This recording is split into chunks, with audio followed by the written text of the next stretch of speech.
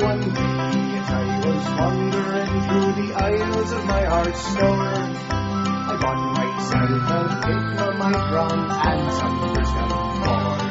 I made a fancy comic, and now I am all set to be the greatest web cartoonist on the fucking internet. I'll have a forum and a blog and links from DVD. I'll get reviewed by a web star, and William G. The world to be a royster, I think it's a safe bet when you're the greatest web cartoonist on the fucking internet. When you're the greatest web cartoonist on the fucking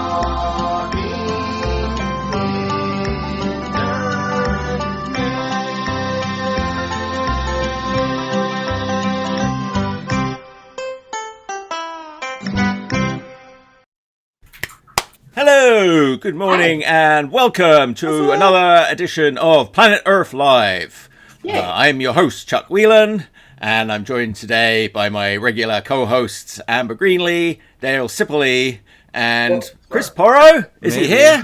Maybe. Oh, there he is. He's back. I don't know. From outer space. You tell me.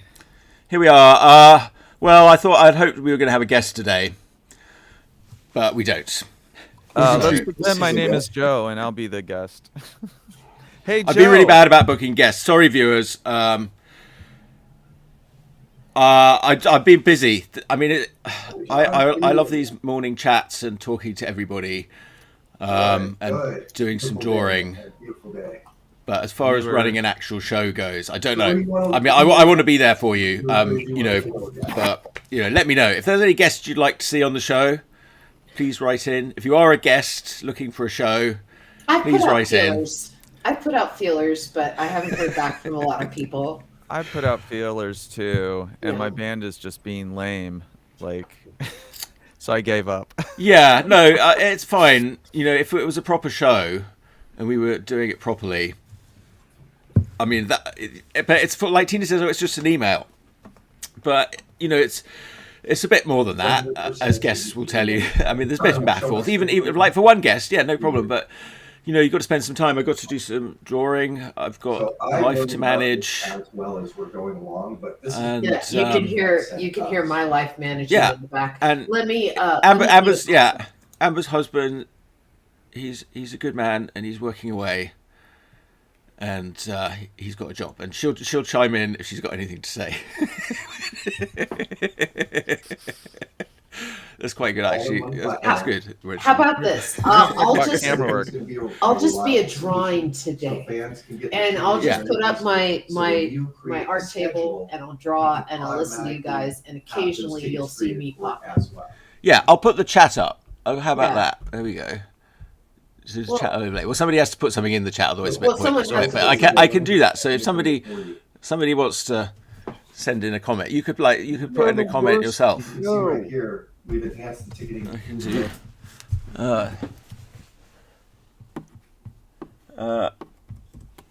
Send us your comments. See if I do that. There we go.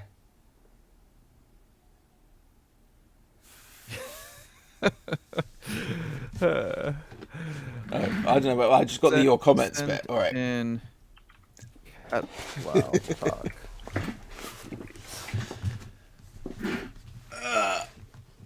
So, Amber and I were just sort of talking a little bit about Graham Chapman. I don't really know why, other than I love Graham Chapman. I was thinking about that. Something Amber said reminded me of that bit in Monty Python's Meaning of Life, which is good. If you need to know the meaning of life, I suggest that movie. And he says, the baby comes out and he says, "Oh, it's a little early to start imposing. Is it a boy or a girl?" He goes, "It's a little early to start imposing roles on it." Which is still a very funny line and more true now than ever. I mean, have you seen the thing where they have, it's like them sitting in a... It's like them sitting around and talking about like women's rights and men's rights and God, I wish I could remember more of the details, but it's like it could have been made last year. And Eric Idle's like, and men should be able to dress as women if they want. Right. You know, and Yes, everybody that's the kind of one. looks at him a little weird, and, you know, and he's like, well, "What's wrong with it?" And they have no answer for him. Yeah. And this part, John Cleese goes, "Hey, you haven't got a uterus." I feel like Monty Python. I mean, Monty Python constructed the world, as far as I'm concerned. I don't know. I think if you do really, really good work, it holds up like decades later. Like if you do work that really strikes at truths and does it in a amazing way, like it just holds up, because human nature doesn't really change that much.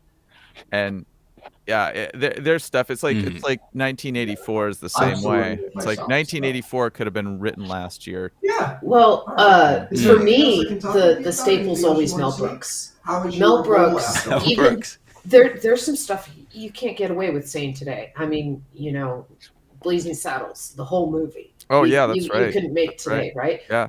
But it still holds up. Excuse me while we whip this out. Yeah. Excuse me while I whip this out. Yeah. Tropic of Thunder was another movie that I thought was hilarious, and I've seen Morton Downey Jr. interviewed since then, and you know, they asked the cast this question: could it be made today? And I don't think it could. Robert Downey Jr., not Morton Downey Jr. Morton Downey Jr. was that guy on MTV. Well, he was his father. He used to have a talk show, right? Did he? Yeah. His father had this talk show. It was kind of a Maury. It was kind of it was like that, but he was quite provocative. I never really realized that was Robert Downey Jr.'s dad. I think it was, unless one of you guys want to correct me. I think. Yeah, no, they're probably right. I mean, how many Downey Jr.? Well, I'm too lazy to do research today. Yeah, I feel you. At least you came on the show. I'm surprised I'm here, to be honest. So am I. I'm a little like, okay. What are we doing with this show? What? I like the drawing. Amber's drawing away. That's nice. I like the drawing aspect. Thanks for tuning in, viewers. Yeah, send us a comment. Say hi. Amber's doing some research. I'll just put my glasses on. Well, she is the human internet. So that wasn't his father? Robert Downey Sr. Yes, okay. Robert John Downey Sr. Yeah, that was Morton Downey Jr. was somebody else, I think, or something. So I got totally wrong about that. Yeah, he was like an MTV guy. Yeah, that's what I thought. I thought his dad was more like a respected actor, but Amber wouldn't approve of that. Amber's against families of actors. No, the guy I'm talking about wasn't on MTV. He had a show that was in the vein of like, you know, TV exploitation, like early Oprah stuff, or Sally Jesse Raphael, or, you know, Amber. We're not doing very well with that. No, he was an American filmmaker. He made documentaries. No, this Morton Downey Jr. guy. Do you remember him? I saw a documentary about him. He was on MTV. He was like an early sort of like Jerry Springer type, you know, where he's like doing all these sort of. But not MTV though. He had a show that was like middle of the day, like really early Oprah. Like early Oprah is very kind of like exploity. Yeah, and, I'm trying to think of who does I don't. Maybe I saw the documentary on MTV. I've got him really associated with MTV. Was an American talk show host. That's probably Wikipedia article. That's probably who I'm talking about. Yeah. I'm trying to think of who else was in that vein. Like Geraldo was in that vein. There was Geraldo. Yeah, you know, it's those exploitation shows. And you want to hear something funny? I had two friends like in our social circle, and they got on one of those shows, a well-known show. And the way that they did it was basically they just fabricated everything. And then they were actually on the show. We watched the footage of it, but like they had fabricated the whole thing. They were just these people that lived in Berkeley that were, you know, I don't know, just regular white Berkeley people, but they thought, I guess, for a gag it'd be fun to make this stuff up, and they did. The intelligent pranksters. Yeah, the prank was never like, as far as I could tell, they never brought it out as a prank. I couldn't really figure out why they did it. Like, why do we do this show, Chris? I mean, you know, that seemed like they could have some fun. Have you? It is an interesting concept, though. Cold cream. They did it to sell cold cream and soap and shampoo and cars. No, I mean these friends of mine, like I couldn't figure, and they were really like friends of my ex-wife. I was like, paid to be on those shows. Oh, yeah. They left that out. Yeah, You get paid thousands of dollars to be on one of those shows. Yeah. Have you seen the movie Nightcrawler as well? Yeah, that's a very good one with oh my God, what's his name? I know who you're talking about. His name's not coming to my head either. Jake Gyllenhaal. Yeah, Jake Gyllenhaal. That was great, actually. You know, I mean, yeah, I really liked him after that movie. I mean, he was a terrible character, but I thought that was a great movie. Yeah, it's good. Bubble Boy. What's that? He peaked in Bubble Boy. Oh, he was the original Bubble Boy? I liked him that's in, John Travolta. He was in a remake called Bubble Boy. He was in a remake of Bubble Boy. I didn't know that. He was Donnie Darko was good too, I thought. He could have peaked there. Oh, I never saw Donnie Darko yet, actually. That's a good movie. I see that, yeah. It's got time travel in it. Yeah, I should see Donnie Darko, yeah. It's kind of got the thing that Kurt Vonnegut talks about in Slaughterhouse-5. You know, with the aliens where they kind of like time travel in these long worm-like things. The Thaumaphorians. Yeah, and I didn't really understand it until I think I read maybe that Vonnegut book and then realized that I think, like I didn't read an article on this, but I think that's what was going on in Donnie Darko with those very long worm-like things. Well, that's an interesting idea. Yeah, that's an interesting concept. But I didn't see it, so I don't know. But all right, yeah. Well, we were talking about sort of Nightcrawler and manufacturing the news to sell the news. You know, yes, sell the news because the world doesn't change, as you say, Chris. It keeps on turning. Well, it spirals in the eternal vortex through space and time. You know, which makes a tube. I mean, basically, that is spiraling tubes. Yes, it's a tube, but it's a tube that goes around and forms a donut. And it's also the yin and yang, or the electrical pulse, from an alternating current. Positive and negative. That's the shape of the vortex, and set against that is the grid, which is like humans construct laws as a grid. The cells in our body are the grid. I suppose atoms themselves fall into the grid. They do have positive and negative forces balancing each other. Yeah, the vortex and the grid. The grid is powered by the vortex. It constrains and controls the vortex, but the vortex destroys the grid. Where's this vortex come from again? I remember you got like the vortex is. Ever heard of the book The 10th Dimension? No. It's a book about string theory, and what it basically says is that the first dimension is a point. The second dimension is a line. The third dimension is a square. The fourth dimension is a cube. Right? Yeah. Well, what happens is with each dimension, it gets doubled. Right? And so you go from the point to 2 points. You go from 2 points to 4 points, 4 points to 6 points. Exactly. Yes, I see. And wait, 4 points to 6 points. That doesn't work. Yeah, but 8 points, yeah. Wait. No. Oh no, it's 8 points because it's 4. Yes. Yeah, 8 points on a cube. Yes, right. Yeah, yes, it's 4 points to 8 points. And what it is the shape is like two cubes that are also connected to each other, so they can go in and out of each other in the third dimension, right? But in their dimension, they are separate. Right? Kind of like how in the third dimension, I can move my hands up here and stuff, but if I'm looking at my shadows, which is the second dimension, my hands look like they're attached to my body, which is why you can make shadow animals, right? Yeah. It's because you change the shape, right? So the book talks about how the third dimension is space, the fourth dimension's time, and then the fifth dimension's like alternate spaces and times, like alternate dimensions, right? Not just alternate timelines, but alternate dimensions with alternate timelines, right? And it just keeps expanding until you basically have every possible everything everywhere all at once, including a universal cartoonist that is making everything, because that exists somewhere in reality.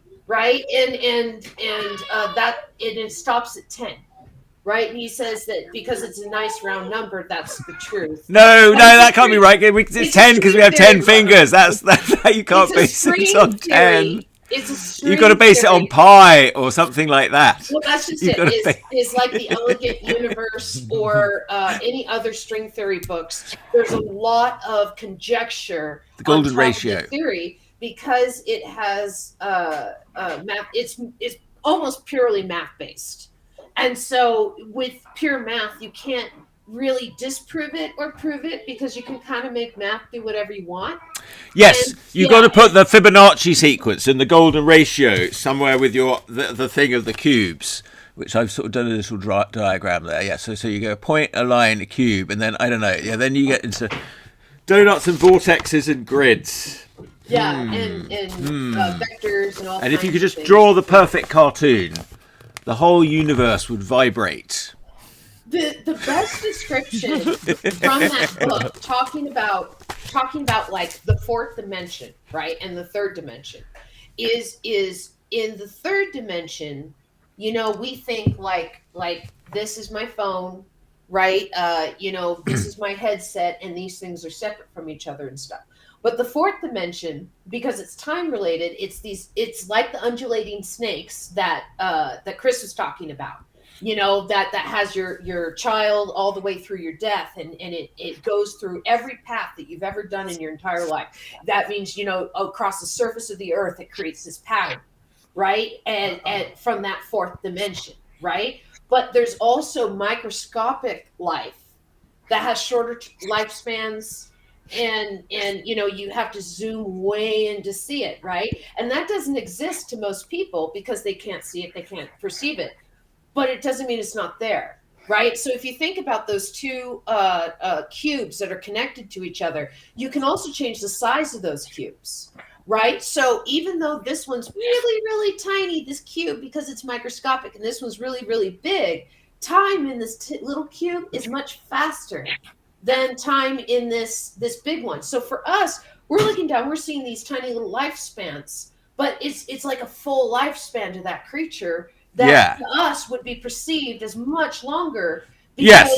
Relative, it's like Terry Pratchett in his Truckers, Diggers, and Wings trilogy. Yeah, he really goes into that, and like the gnomes are perceiving their life vastly sped up from how we perceive it. Yeah, exactly. And so we're these big, slow, lumbering things that barely move, that they don't really understand, and then they're sort of navigating our world. They drive a truck and all this stuff. Yeah. Just you have to remember the things that we don't perceive may or may not be there. We when we turn our attentions away from things, they're in essence not necessarily there until we perceive them. And the question is, when we build these things like space telescopes and we look out into the universe and now see these enormous structures, the question is, were they there before we built the telescope to perceive them? Yes, that is the question. Yes, the unfolding universe. Yes, sorry, go ahead, Chris. Well, I always hear that thing about, like, if a tree falls in the forest and nobody hears it, and like that argument about like if something's not perceived. But to me, that's a very much, and I feel like humans do this a lot. They really like to pat themselves on the back. They like to say, as a human, if I perceive something, then that makes it makes it out there. It's a really weird thing to say. I consider it the fog of war, like in a video game. Yes. Right? It doesn't mean it's not there. You just don't know what's there yet.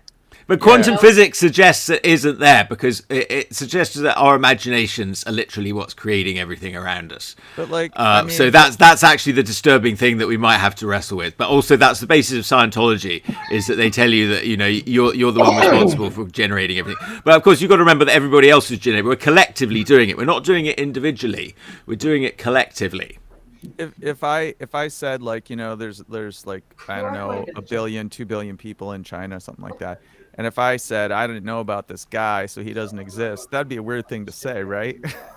Okay. Like, I don't know about plenty of things in China or plenty of people in China. And if But I think you can live in a reality bubble. I think the more you live in, the more real you make it, and it can become very real. And I think if you start believing in aliens, they'll start coming to visit you. If you start believing in ghosts, you'll start seeing them all the time. If you start thinking that a great cartoonist is drawing you. You'll look around and there'll be a gigantic hand with a pen sticking next to your butt. In my comic, No Stereotypes, the premise, like the big aha moment at the end of the story and stuff, is that we create the gods we believe in.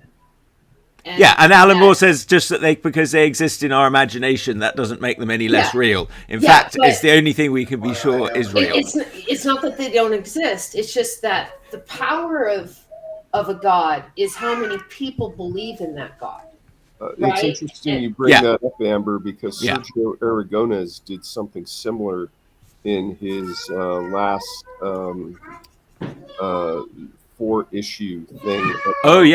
Gru versus gods. Yes, I didn't know that.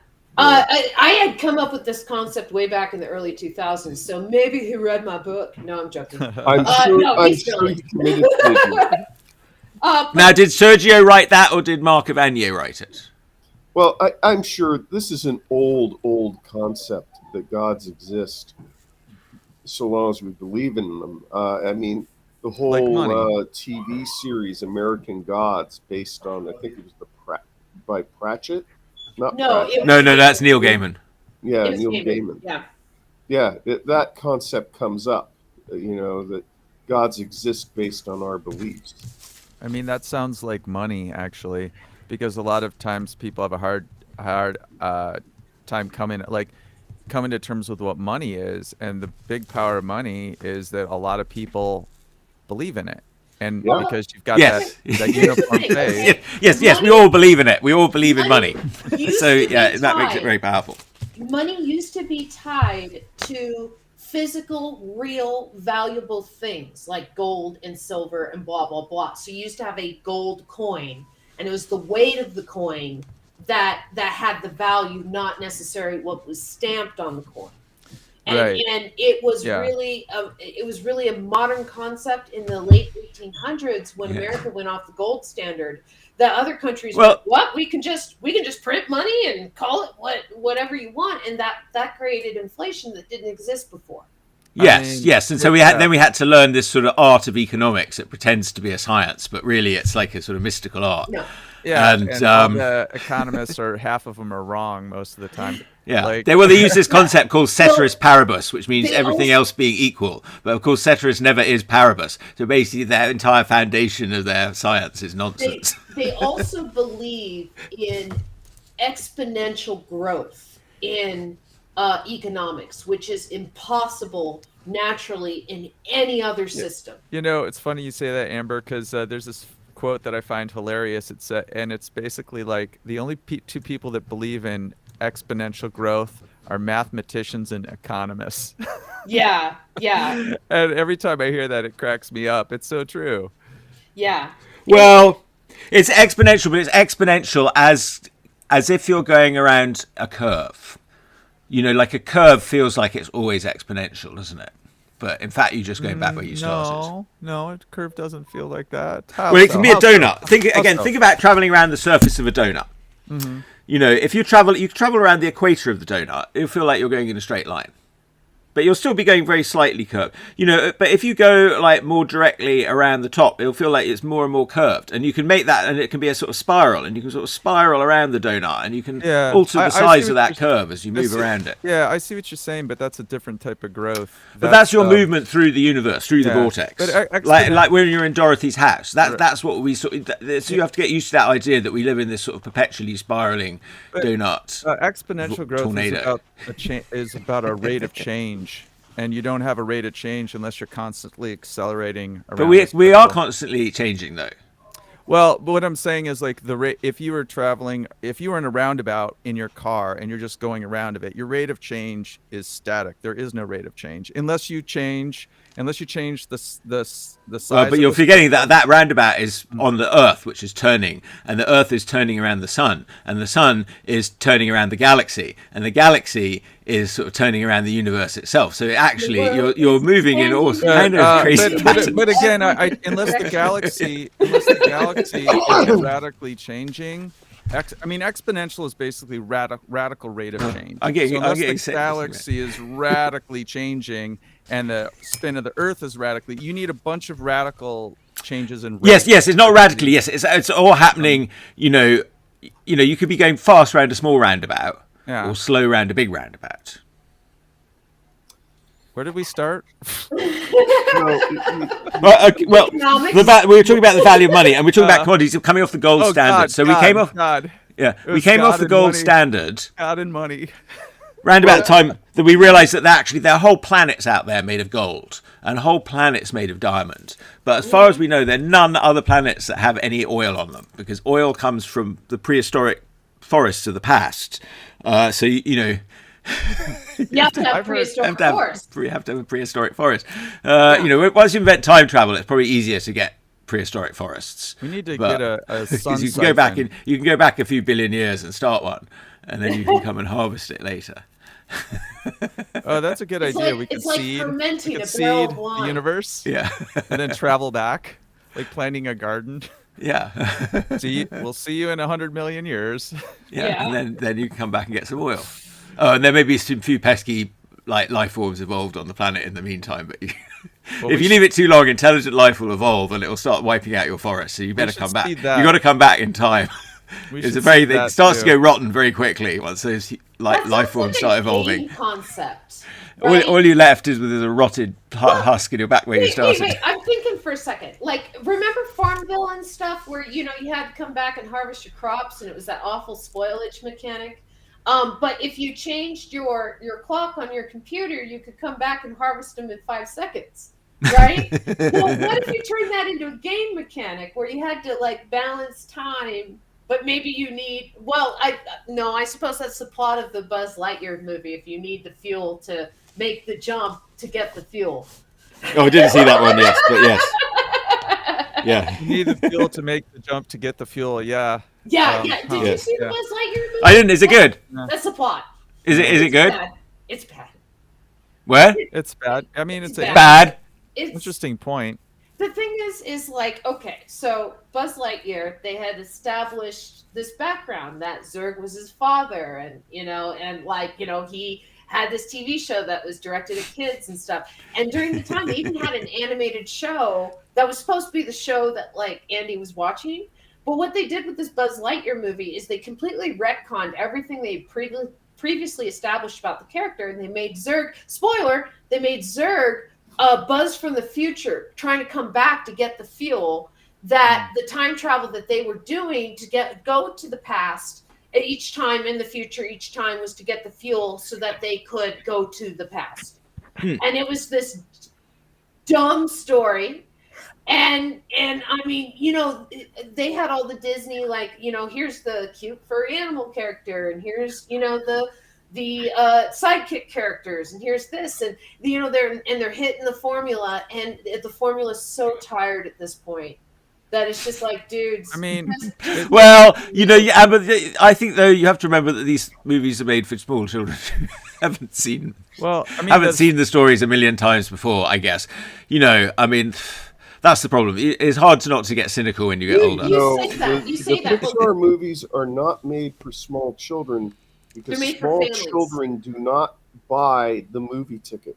They're made for the parents of small children. Yeah, the parents have to have it. It has to be tolerable, but I actually like the stories. The whole point of the Pixar movies is at one point in the film they need to make the parents tear up, so that the parents think that the rest of the movie was good. That's why art works so well. They got everybody crying in the first 10 minutes, and then they just proceeded to do a lot of nonsense. When I was watching those movies, there's a whole bunch of kids movies I didn't like, and the Toy Story stuff, like what you're saying, Dale. It's like those movies I thought worked for adults as well as kids, and I don't know. Probably Pixar thought about this. They're like, how can we get parents to be more likely to take their kids to a movie like twice or 3 times or watch it at home? Because if you're bored out of your skull as a parent and you've got an option between something that's super boring to watch and something that you kind of like, and I was really impressed by the Pixar movies, at least the first 2 Toy Stories, I think. Yeah. Toy Story 3 is great. Yeah. I did a binge watch of 1 through 4, right? And so by doing the binge watch, you see the evolution of the animation, you see the evolution of the characters and stuff like that. The reason why 4 has Woody leave everyone is because half the cast has died.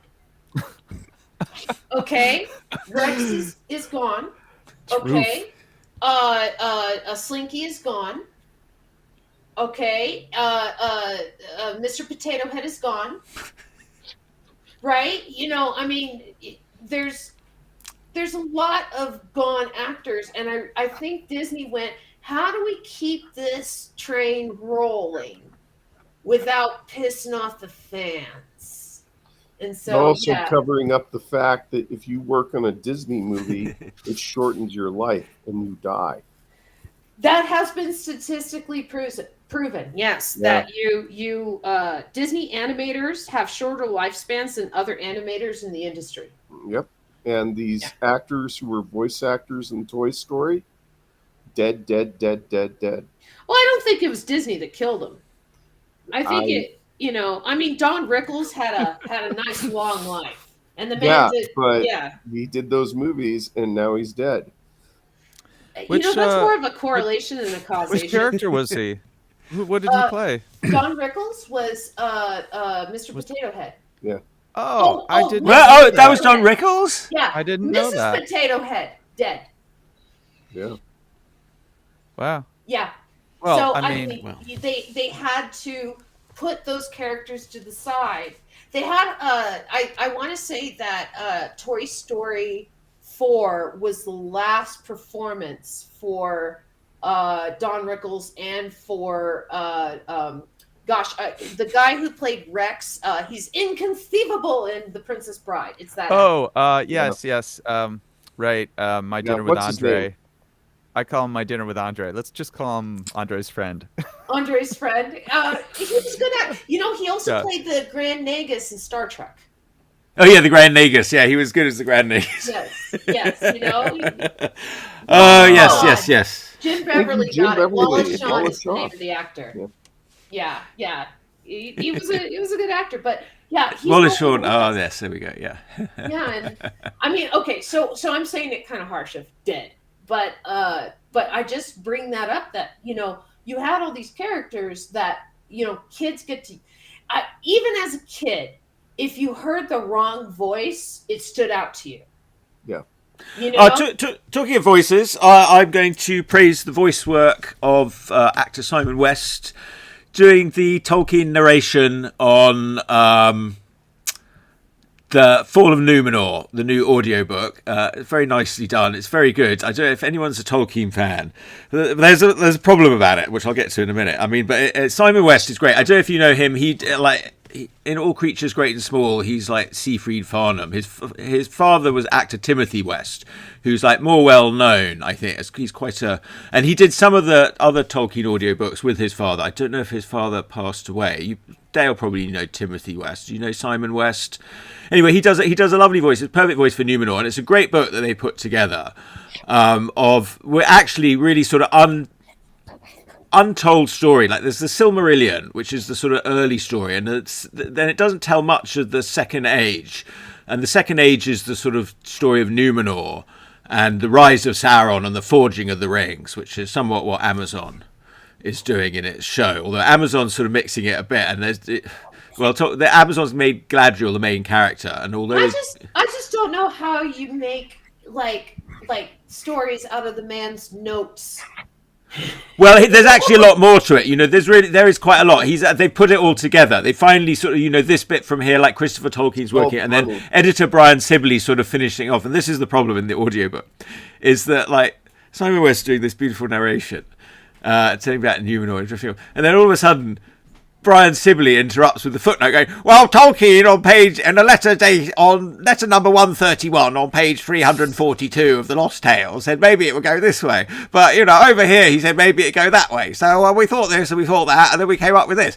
And you're like, okay, thank you, my nerdy friend Brian. If you were just a footnote in a book, I wouldn't mind. But when it's like Simon West's beautiful narration, Simon, he's talking about the beautiful Numenorians and his lovely The lovely English heaven accent. door You know, it's just right. He's shines got in the the right. light, so bright and white. Yes, Do we have yes. a It's clip? all very lovely. Brian comes Do we up. have a clip of this beautiful voice? Can we use 3 seconds of it without getting censored, without getting yanked down? I want to hear this. Yeah. Well, yeah. I want to I hear probably this can painful. actually. I probably can find a good. But probably don't play it for too long. Yeah. How is Simon West involved with All Creatures Great and Small? Are you saying he's a narrator of one of the audiobooks? Yes. He's narrating the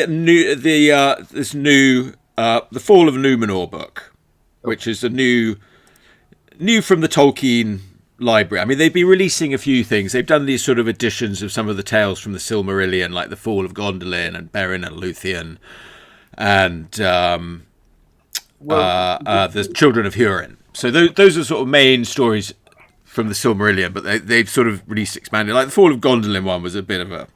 Also, I know I have some problems with them, like the way that they do it. I wish they just make a story and give us that. We don't need like this version, that version, because they've already done it. Like there's this whole history of the Lord of the Rings that already has all of this stuff. So these are supposed to be like nice readable stories. So we don't really need all that. But all right. You're saying they rehash? They have to keep Lord of the Rings going because I think that's like about 30% of New Zealand's gross domestic product. Yeah. That and the sheep. The other 70% are sheep. Yeah, I think it's sheep, butter, and then Lord of the Rings. Yeah. Don't forget, New Zealand's also an equestrian standard. Like they still use horses to get places because there's parts of New Zealand that do not have roads. Yeah, they also make a lot of dog food. Yeah. If they have horses, that's the joke you're making. Yeah. I don't know if that's true. No, it might be. Glue, though, is one of their exports. Yeah. Interesting. Yeah. I thought so. Elmer's glue. I know that that glue in this country used to be made out of horse hooves. Elmer's is polyvinyl chloride, I think. But now it's not. No, I don't know. It's not. I don't know what's made out of horse. Elmer's glue is a plastic. There are still glues made out of horse Hide. product. I want to say wood glue has sawdust in it, but it still uses basically horse product, horse keratin, as the it's hooves and bones and various other. If you're parts doing of the traditional art supply stuff, like your stretching canvases, then you'll be getting like rabbit skin glue. Yeah. Ugh. You can get that. Yeah. It comes in flakes. You have to boil it with water. Yeah, but then you can lay it down, and it's this awesome sticky tape. But it's really good because it doesn't bleed through the canvas. It doesn't like harm the canvas. If you ever need to unmount it, it peels really clean years after you apply it. Like this it's is a good stuff glue. that art restores and art forges. I mean, let's be honest. We got to know where our stuff comes from. I have no problem eating beef because I know that every part of that cow is used. They make things like glue. They make things like leather. They, you may not realize what it is. Dog food, is made out of all the offal that you're not going to eat out of the cow. And hot dogs. And hot dogs sometimes. Yeah, that's scrapings from the snoots, eyes, lips. Mm-hmm. Yeah, A-holes. anuses. Yeah. Ocelot spleens. Rabbit nipples. Which We have that. dissolved animals the best? God. Is that you, Chris? I can't What? even get rabbit around here anymore, man. Back in the day, you could go to a restaurant and order a plate of rabbit. You can get rabbit. You just have to search on Yelp rabbit. And there will be restaurants that come up with rabbit. Yeah, Yeah. lapin. I ate lapin when I went to Paris. Paris. Not in San Jose. Last time I had rabbit in San Jose, I had to special order it from the chef. Days in What? advance. Why They is San still Jose think down you serve on? me chicken. Let's talk about San Jose's anti-rabbit stance. Yeah. Well, a lot of people see rabbits as cute little animals, and they don't realize that they're delicious. Yeah. And it's And plentiful. now here's something too about Plentiful. something too about rabbits. Okay, is if Like, you now have, Jim's just making bad puns. no, if you have a diet of strictly rabbit, you'll eventually starve, and it's called being rabbit starved because there's not enough fat and carbohydrates in the rabbit to sustain you. So rabbits are good sometimes food, but not an all the time food. Like if you're trying to sustain yourself off of rabbit, you're going to starve to death. But what about those real fat English bunnies with the floppy ears and the big fat delicious body? Still, they don't. They're delicious, but they don't have enough fat. And they don't have enough carbohydrates in their body to feed you. I'm gonna have to cut one open and verify this myself. Sorry, floppy English bunny. No, you make a nice rabbit stew, don't you? You put them in the pot with some vegetables. Like, didn't you watch Lord of the Rings? Bring it back to that. Sam, they got a nice brace of conies, and then he said, if we had some lovely taters. Then Gollum goes, what's taters, precious? Potatoes. Potatoes. Well, he was very good. That was all very good. Here's the thing. Sam seasoned his food, even on a quest to save the world. Yes. That man is a hero. Well, didn't he had some special salt, didn't he? Well, I mean, it's like scenes and stuff, but whenever he's cooking, you see him like salting and seasoning the food. Yes. And it's like that man's a foodie. That man understands. Well, it's not necessarily just that, but you have to remember this. We're talking about a pre-industrial civilization.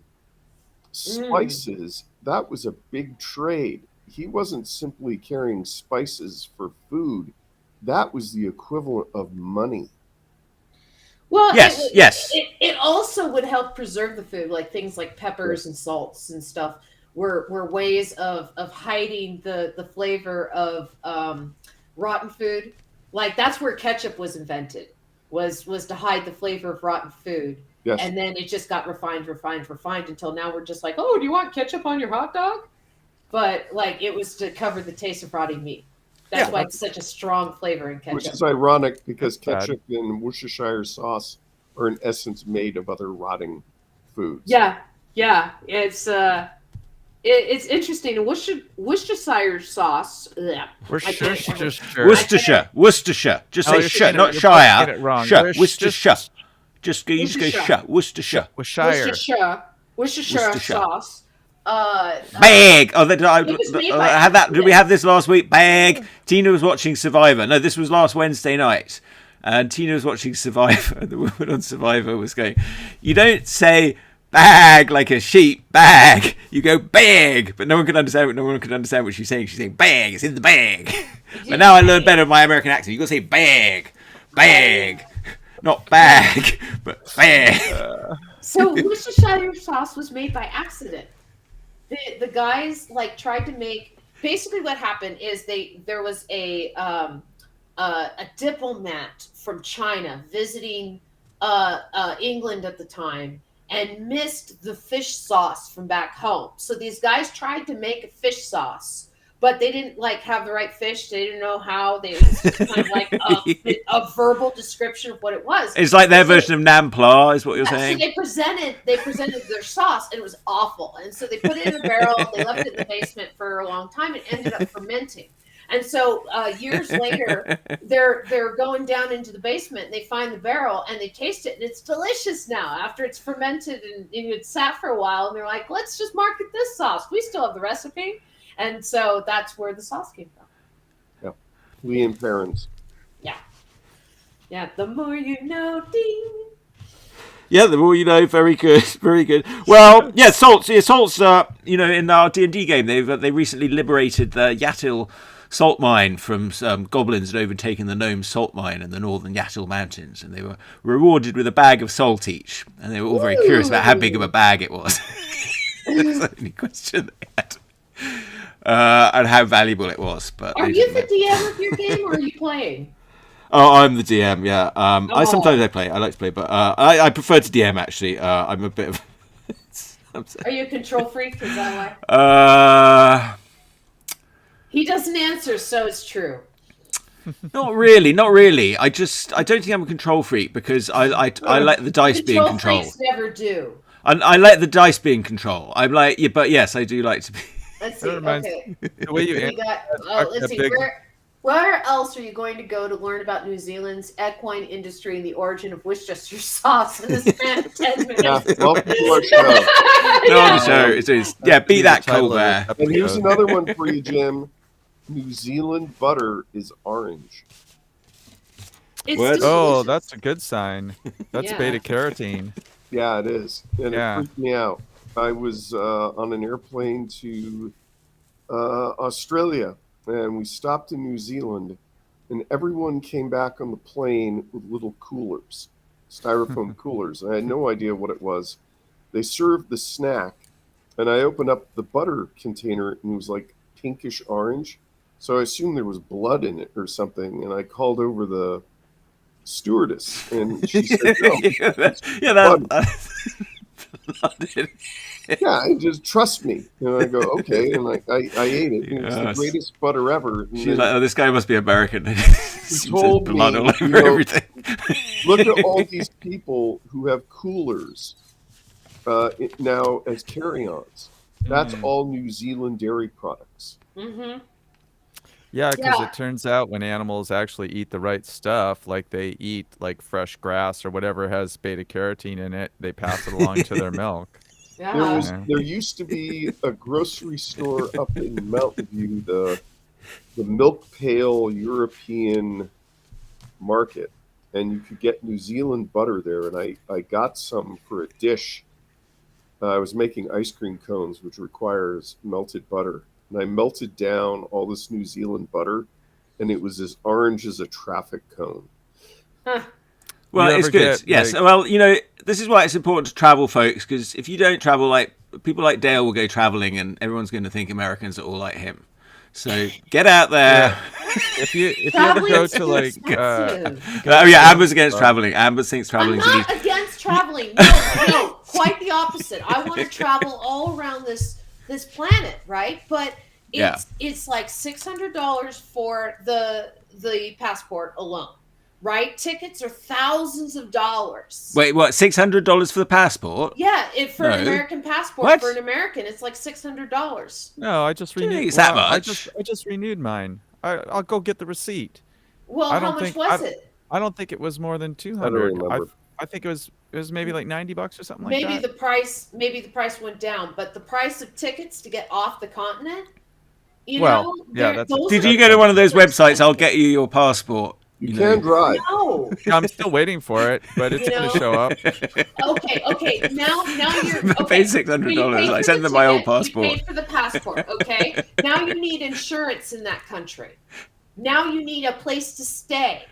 Now you need to pay for food. Look. Okay, you have to read the Poorcraft. You have to read the Poorcraft Travel Guide.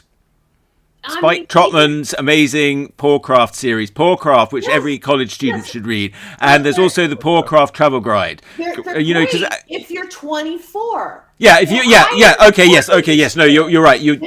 Okay, I'm talking about it's difficult when you're young. It's easy. When you're older, it's much harder, and especially once you have a kid, then forget it. It's I'm not against travel. Quite the opposite. I think everyone should travel. I want to travel.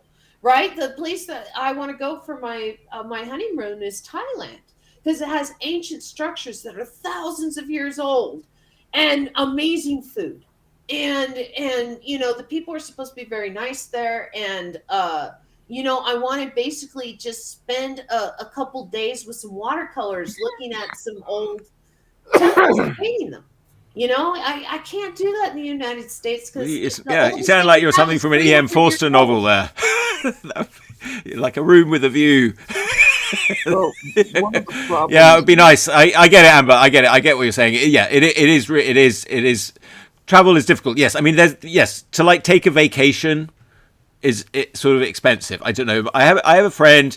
He and his wife every year I'd like to get him on the show. Actually, they always take a trip somewhere, like a proper travel. They take like a month off. I don't know how they manage to get the time. Like she works in a bar. He works, analytics and stuff. And, so they're able to take a good month off they take every year, and we'll actually go somewhere and do a proper travel. And, you can do that. Yeah. Or you do it when you're young and you don't have any sort of commitments yet. I would have loved to have traveled when I was young. That's when I really, I I was watching travel shows. I was looking at maps. I was talking to travel agents and stuff, and it was always out of my budget. And Yeah. it's just that's the issue that I have with it is I think one of the reasons why Americans have such a bad reputation overseas is because we're really only represented by rich assholes. Yes, there may be a lot of truth to that. Yes, it's expensive because it's here, but Americans are not as rude and as demanding as rich assholes are from America. And so, I think it's like, oh, all Americans must be like this, but that's the only ones that they've ever encountered. I don't know. I don't know. It's true though. I don't know that that's like. You're leaving one thing out, Amber. Yeah. You're leaving out that many people who are retirees travel. So you're not just talking about the rich, wealthy. You're talking about elderly curmudgeons. That is a fair point. Yeah. I should be traveling right now. If it wasn't for the pandemic, I should be the ugly American going to these places. You know what I don't like about travel during the pandemic? Like, if you go to a country and they decide to lock it down, then what? Well, that happened to a friend of mine. She was stuck in Ireland for months. Yeah, but being stuck in Ireland for her was like. I'm getting coffee. I'll be right back. Yeah, no worries, no worries. It was a bee and honey. She had a great time, except she missed her husband. Oh wow, yeah, that's kind of a big deal. I mean, I wouldn't want to imagine you went to Australia and after 3 weeks you were over it, and then they locked down the country and tried to do the zero COVID thing. I mean, I'm sure some people were trapped there. What do you do then? You have a good time. It's Australia. You just wait, I guess. You couldn't have a good time in COVID. It's zero. The only people that had a good time in COVID were hermits like me. I had a good time in COVID because I'm a hermit. Yeah. Lock me in the hotel. You have room service? I'm fine. Let's say you were a contractor or something like that. Hermit holiday. Yeah, if you were a contractor, you would have been totally hosed. I'll be fine. I can't find this code. I tried to. I was curious myself how much I paid for this renewal, but it was a renewal. I don't know if getting an initial passport is more expensive. I thought it was $90. Yeah, Amber's got a thing about travel. I think she seems a little bitter that she wanted to go traveling and she couldn't afford to. And there is some initial expense, but I feel like once you get to sort of it depends where you go. I mean, there's cheap places. Yeah, if you go expensive places, yes. Hostels, man. Yeah. There's a whole industry around cheap travel for college students in Europe, and it's and you can do things like standby flights and stay in youth hostels. Amber, sorry, I'm defending cheap student travel. I mean, I think there's things like Amber. Oh, sorry, you didn't hear it. Yeah, Amber, I'm defending cheap student travel a little bit. I think you can do things like, you used to be able to. I don't know. I'm old now, so I don't know. But you used to be able to get standby flights. You could stay at youth hostels. It depends where you went. Sorry? 24. Yeah, when you're 24. Agreed. When you're young, it's difficult. I suppose it's hard to realize it when you're that age. So I'm just sort of trying to espouse the benefits of it for the young people. Here we go. Yes, all the youngins that watch our show. Yeah, show us more banking numbers, Chris. It was 130. Show more bank numbers on the. I don't think my routing number was in there. I think you got a little portion of my check where what? Nothing, I missed nothing good. I missed bank numbers.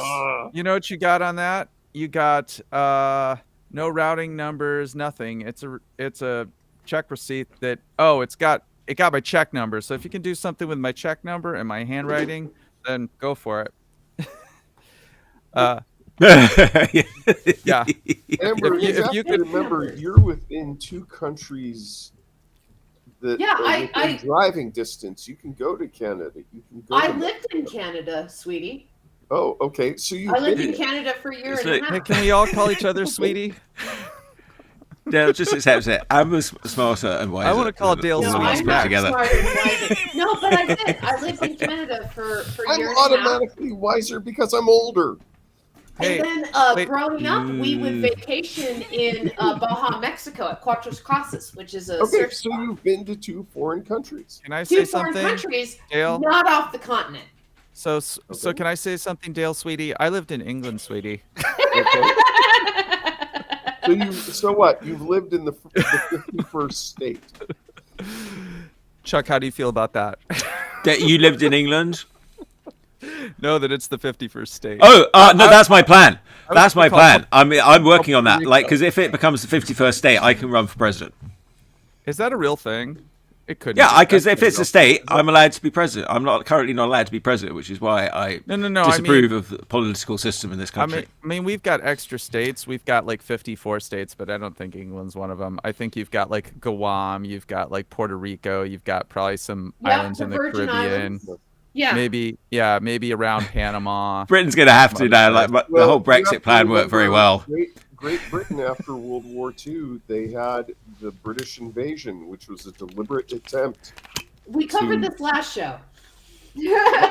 All right. Did we cover all of it every show? Okay, we can go over the British invasion again. I'm just saying that, that was the topic of the last show. No, but I think there are some things to be said about that. This Amber, infection of San Jose and the Silicon Valley. A cruise.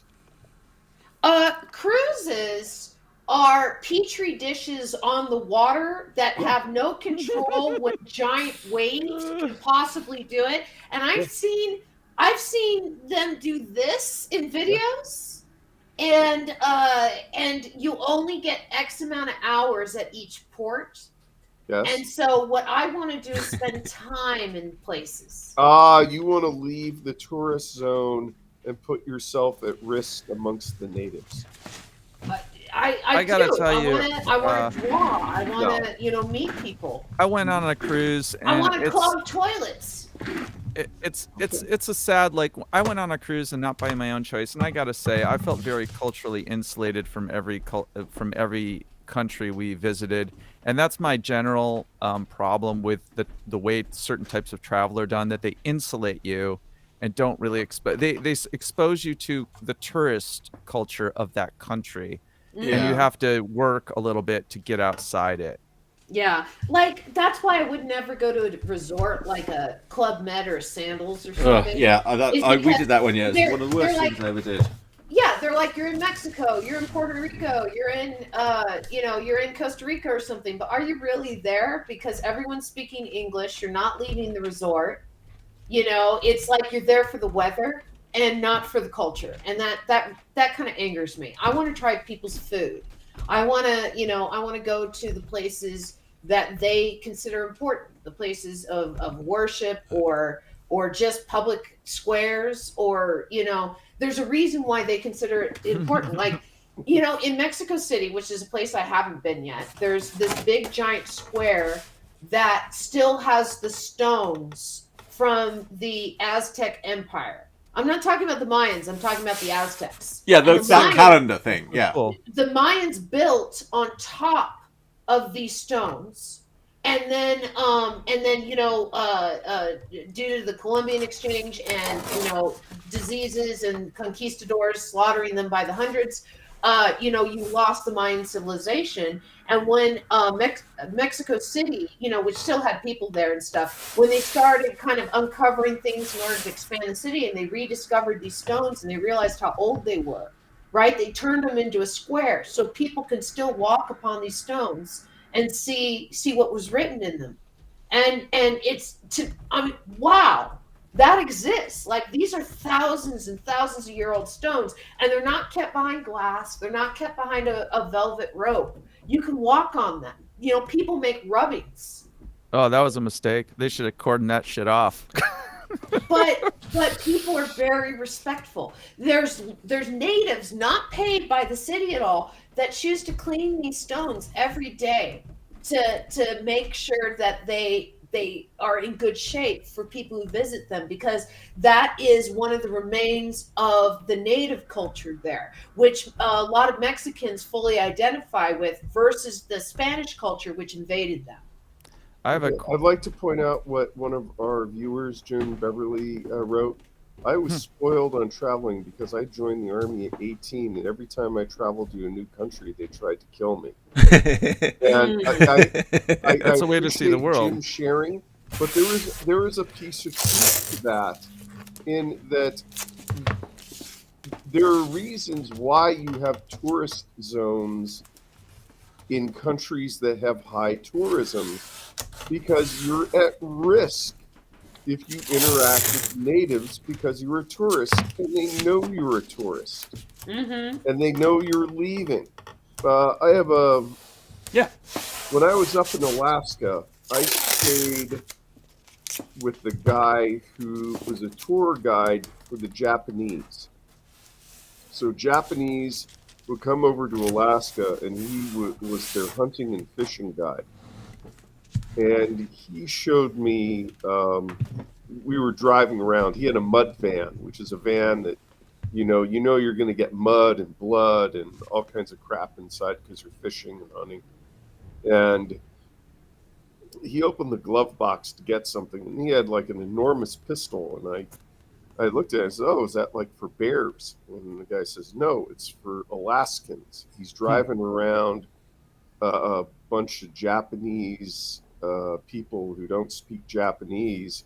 Or don't speak English. Yeah. Yeah, I'm sorry, you're right. The Japanese do speak Japanese. They don't speak English, so they get harassed by the locals, especially in the rural areas.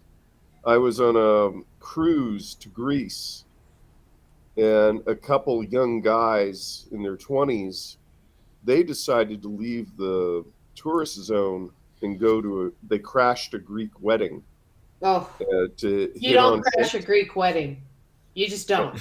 Yeah. Okay. And everybody knows everybody at a Greek wedding, and if they see somebody they don't know, they're like, "What are you doing here?" Yeah. One of them came back with a broken leg and spent the rest of the cruise with a broken leg. So did he fall somewhere? Zones exist for a reason. Yeah. I feel like we're giving conflicting messages on here. We're making Americans fearful and then not less fearful.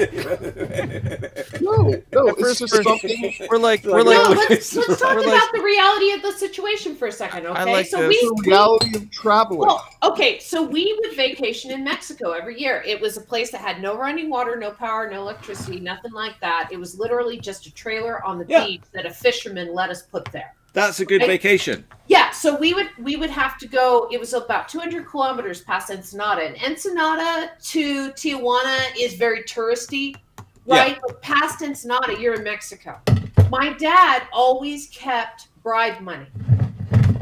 Oh, He took some bribe money. And the federales, because sometimes they would literally just have roadblocks just to stop people and harass them. And so my dad always kept bribe money, and we would use it. Amber says Mexico is corrupt. You guys could say that, but there is a lot of corruption. Hey, Amber, I'll just add on to that. I used to live in Tucson, and it's close to the Mexican border, and lots of people I know would go to Mexico, and my uncle has a house down there, and my mom's been down there, and I've been down there since I was probably 18, and you are correct. Yeah, I'm not incorrect. You need to have bribe money in Mexico. Yeah, I mean, I had friends that bribed. It seemed like a pretty reasonable thing to do. I mean, they were on the street drinking. They didn't know the law, and frankly, I don't know if they were doing something illegal or not. But for $40, they didn't have to get taken down to the jail, maybe. So I felt like that was a reasonable thing. Yeah. Well, it's corruption is the problem. Corruption is the problem. It's not the bribery. It's the corruption. Once corruption comes endemic, you're screwed. Tourist areas have scams. When I was in Turkey, you would get off the cruise ship and you would go into the tourist shop areas, and there was all these rug stores. And the idea is you're going to get an Oriental rug for cheap. Realize that these things are made in China, and they're just shipped to Turkey, and you're paying top dollar for them. Is that what you think? Is that what you think happens with those rugs? You think that they're made in China? And interesting. Because I've got a Turkey rug story as well. That's probably similar to yours, but go ahead. I was in Australia, and when the tourists come, buy some opals because they'll cost less. And opals are a complete scam. You need to read up on opals if you're going to buy any when you're in Australia. Then I don't need to read up on opals. I like opals because I think they're pretty. I don't care if but you want to buy a real opal Amber? Yes, there's a difference between mother of pearl and opal, and not everyone knows the difference, but I do. What Okay, do you know what a doublet is, a singlet is, a triplet? Mhm. You know how to judge an opal? Yeah.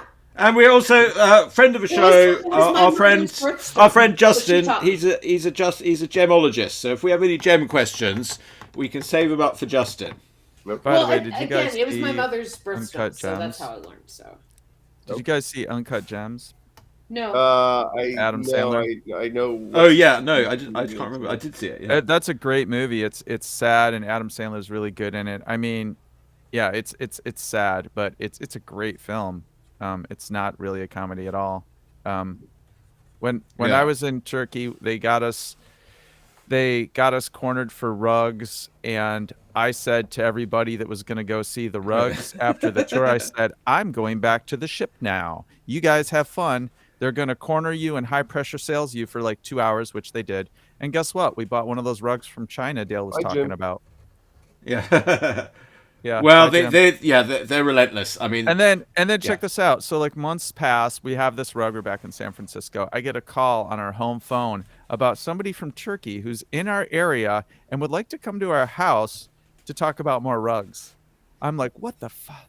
How did we get on this list? And you think really I'm gonna let you into my house so you can high pressure sales pitch me in my living room? I mean, I wasn't into it. I fled in Turkey. yeah.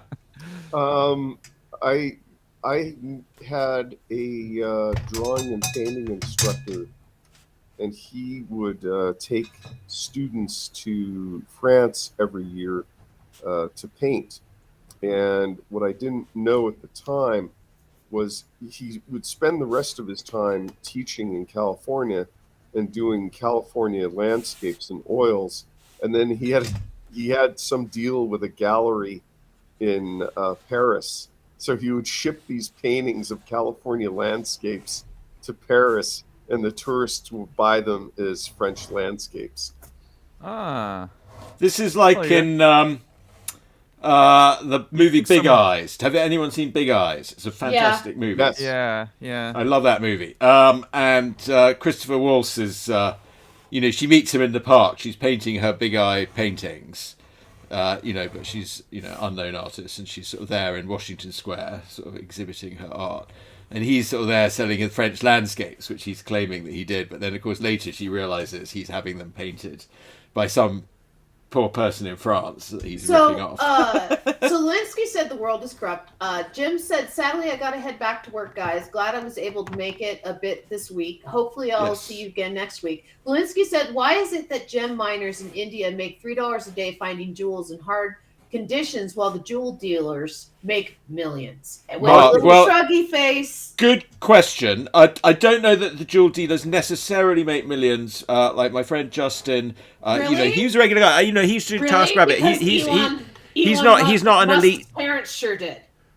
What's that? Elon Musk. How dare you bring parents Elon? had a, How dare you drag an emerald Elon mine. into this? Yeah. Okay. They would Yes. cut off arms if they didn't meet their daily quota. Yes. Now, yes. There's ethical and unethical mining. Now, look. think that's Yes. a euphemism. You can't. But you've got to be careful. Like, you can't just sort of say. I mean, that everybody just because they're a gem dealer is like that.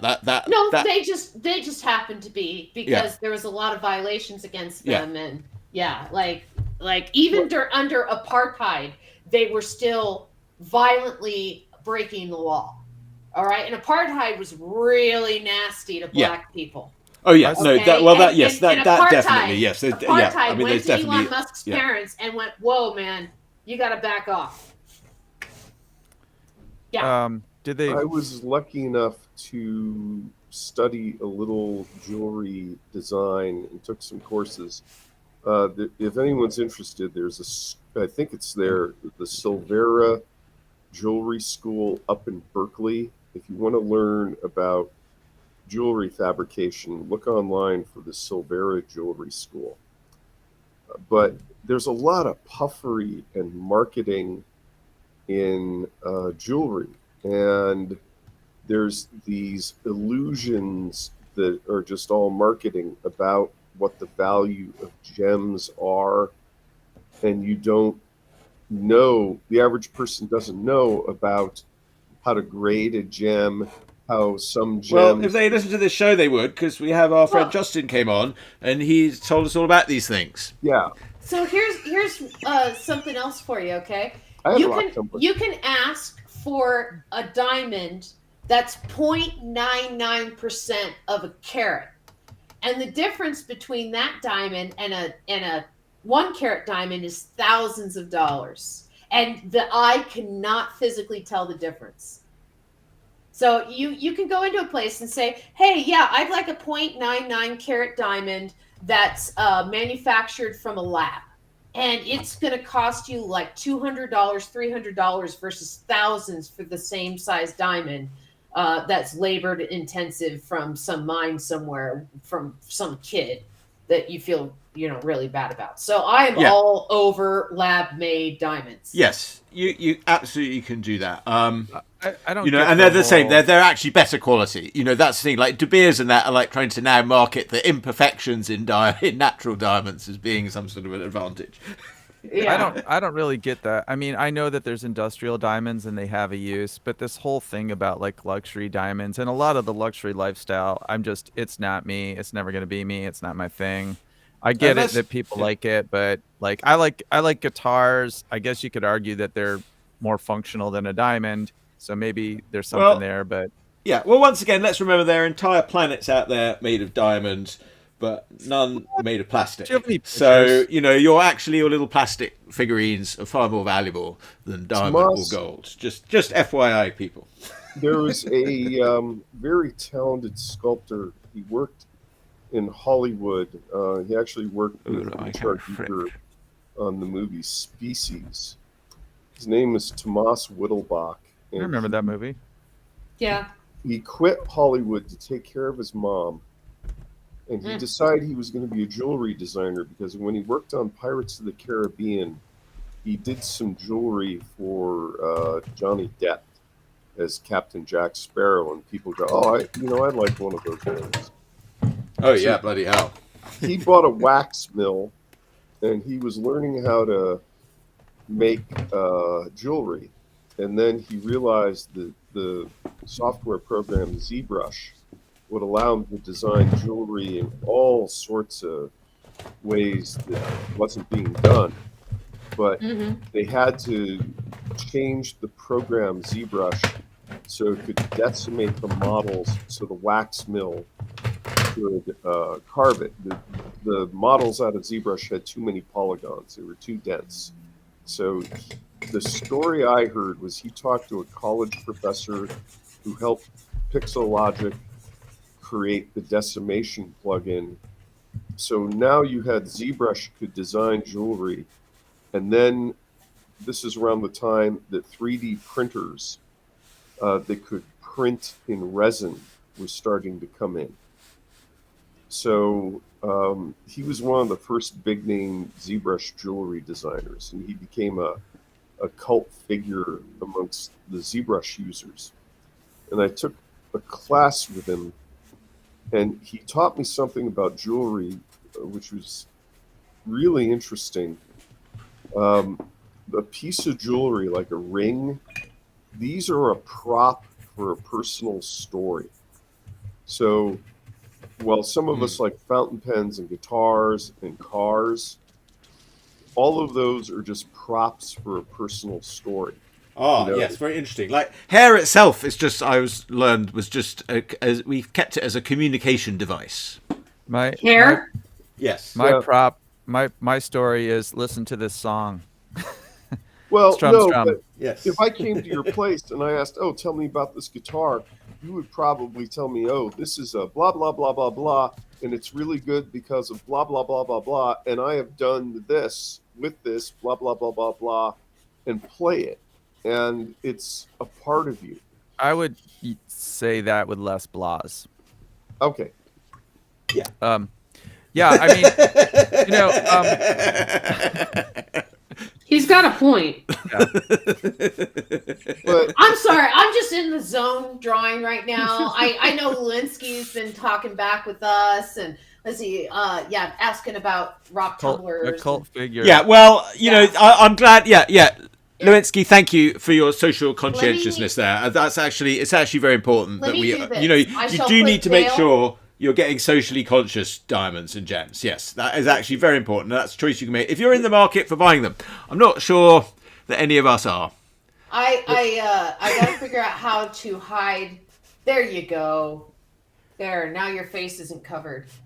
And so... Oh, yeah, thanks. Yeah, well, that's all right. I'm feeling like I want to be incognito these days.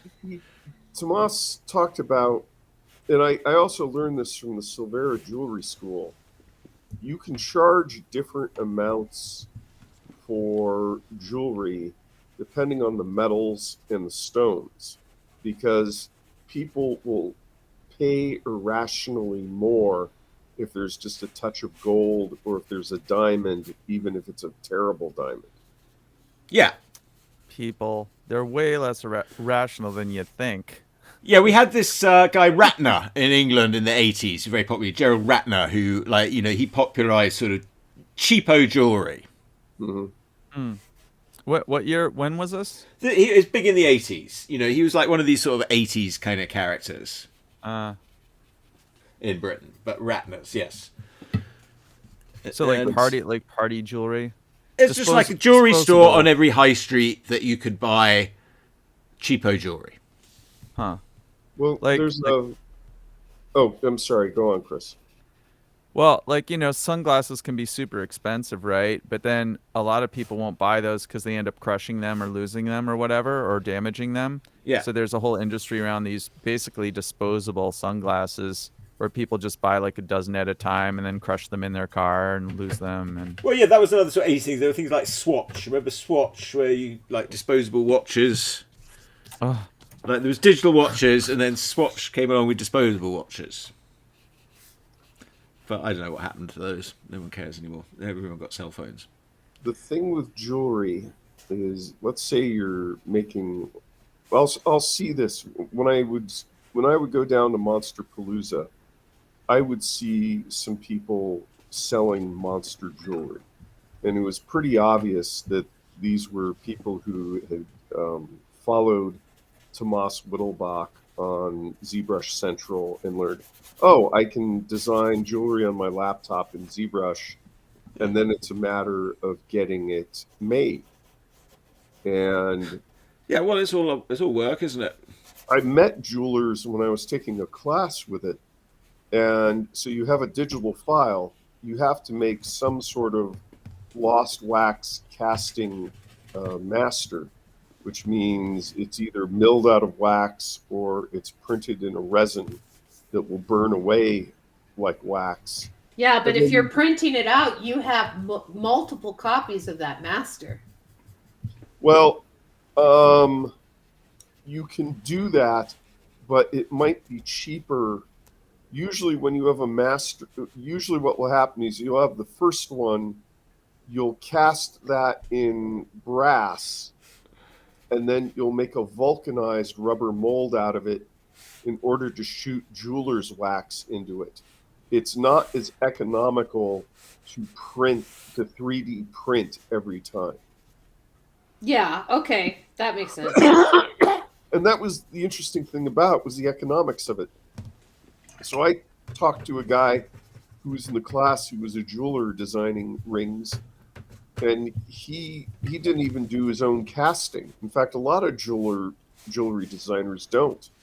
They find either a small scale factory or a large scale factory. And I asked the instructor, how do I learn to cast? How do I learn to finish it? And he just said, don't even bother. Just find someone who will just make this stuff for you. I was in, I think it was Long Beach, and some guy said, just go to this place, and they'll make the rings for you. You just tell them what metals, silver, gold, whatever, and they'll do it for you. And so I went there, and it's like a industrial park. There wasn't even a sign. You go in there, there's a desk, and people are just coming in with wax masters and say, okay, I need this many rings of this and this alloy, and I need it finished to this quality. And then they'll box them, and they're probably selling them straight to jewelry stores, or they're one of those tents that you see at the art fairs. Did you ever see that movie with the ass face towel? I think McConaughey has a cameo in it, but it's basically this guy. It might be called Made in China. But it's basically this guy that thinks he's got a great concept, and he goes to China to get like bids on making this towel. And the whole point of the towel is one side's going to say ass, the other one's going to say face, so you don't confuse the two, and you always use the face part on your face. This is his big product idea. Can you? Yeah, that was really his product idea. But the thing is like it was gonna sink basically the whole movie, and then it's like at the end, I think it's Matthew McConaughey is spotted with one on a beach just kind of randomly, and then his business takes off because of this one kind of celebrity endorsement. Yes. Oh yeah, but it's like influencer stuff, kind of. that was something we talked about. In fact, one of my classmates. I'm not going to name the celebrity. He did get a celebrity to start wearing his rings, and that helped sell them. That's what I just need a celebrity to start wearing my clothing item that I've invented. The jalaba. It's like let me describe it. It's like a basketball shirt, but it goes all the way to the ground, like you would wear in the Middle East. So it's more like a sort of robe, like the men wear there in those countries. I think that would be a very, very popular item. Chuck, are you sure that doesn't already exist? Yeah, no, in the NBA, kind of. No, yeah, but no, the NBA, yeah, that's the whole point. It's like the NBA, but it goes all the way down to the ground. I think if they untuck their jerseys, it'll go mostly there. No, this one's going all the way there. Okay. Huh. Yeah, that's not a bad idea. You don't need to wear any shorts. You don't need to wear underpants. You don't need anything. What's it called again? It'd be all It's the jalaba. DJELL. I got a prototype. Hang on. He's got a prototype. Well, I've got a visual prototype. I would love to see jumpsuits come back. I started wearing those in one of my bands in the 90s, and those things are amazingly comfortable. And you just zip them up, and that's it. Yeah, but you have to take them all the way off to go to the bathroom. Damn, that is true. Let's see. No, you just lift them up. Yeah, I don't like the ones. There's ones that have like. Are you talking about the ones with the butt flaps? Yeah, I don't think I want to wear those though. There it is. Risky. There, that's your prototype. Yeah. You got to put a model in that. I can't. Well, it's just a drawing at this point. Do you? It's not a physical thing. Can you get a prototype made in China and I'll model it on a basketball court? I'll show people how they can fall. Well, yeah, I'm signed on to it. Do I have to have like an NBA team that is on there too? I just need an NBA endorsement, really. That's one of the things that I miss about going to WonderCon and Monsterpalooza and DesignerCon, which is you would see people selling sculptures and stuffed animals and cast busts, and that were maybe just books, and you get to ask them, if you buy something, how are you getting this made? How are you getting this printed? And I was surprised by how many of them would just answer, there's this little toy company in China, you send them the design of your cartoon character and they'll send you back a sample of a prototype of your stuffed animal. That's how Sheldon made his first vinyl toys. The comic strip Sheldon. Yeah. Yeah, is he did that back in like 2003, 2005 or something. Yeah, but he was like really cagey about it. He wouldn't talk to people about it, but that was before a lot of people were doing that. Yeah. I remember back taking the webcomic classes from Keith Knight, and he was always working on products to sell, but he would warn students, you do this, you better have warehouse space. He wasn't going to do mugs ever again because of breakage and just how much space they take up.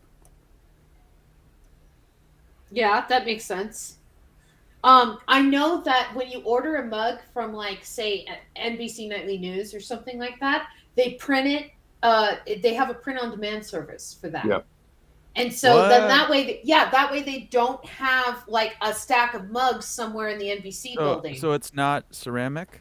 It's no, like, it's ceramic. ceramic. No, it's ceramic, but it's they basically have like a printer with like white mugs, and then if you order like 4 mugs or whatever, they'll print them on demand for your 4 mugs, so that way you're not storing. That makes a lot more sense. Yeah.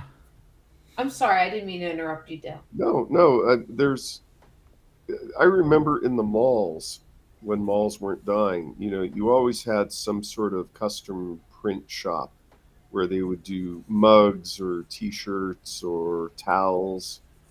And when you look at merch, this is how these businesses like I think Zazzle and Amber, what are the other? And Chuck, you Cafe Press was one. Yeah. I use Redbubble for mine. I guess. Yeah, Redbubble, Vistaprint. Yeah, and they're always trying to add new products. Buttons, refrigerator magnets, towels, pillows. It's just those are easy to do because they're just printed. They're ink on something. And then maybe there's some sewing, but if you want something more advanced, like an action figure, that's like big money. Yeah. With the pops, what they do is they have the basic pop design, I believe, in ZBrush. And then when they make a new pop, they make it all, they'll start out with a physical sketch, but then they'll make it completely 3-dimensional. In the computer program, and then that way when they print them out, they just print them out. They literally 3D print out those things.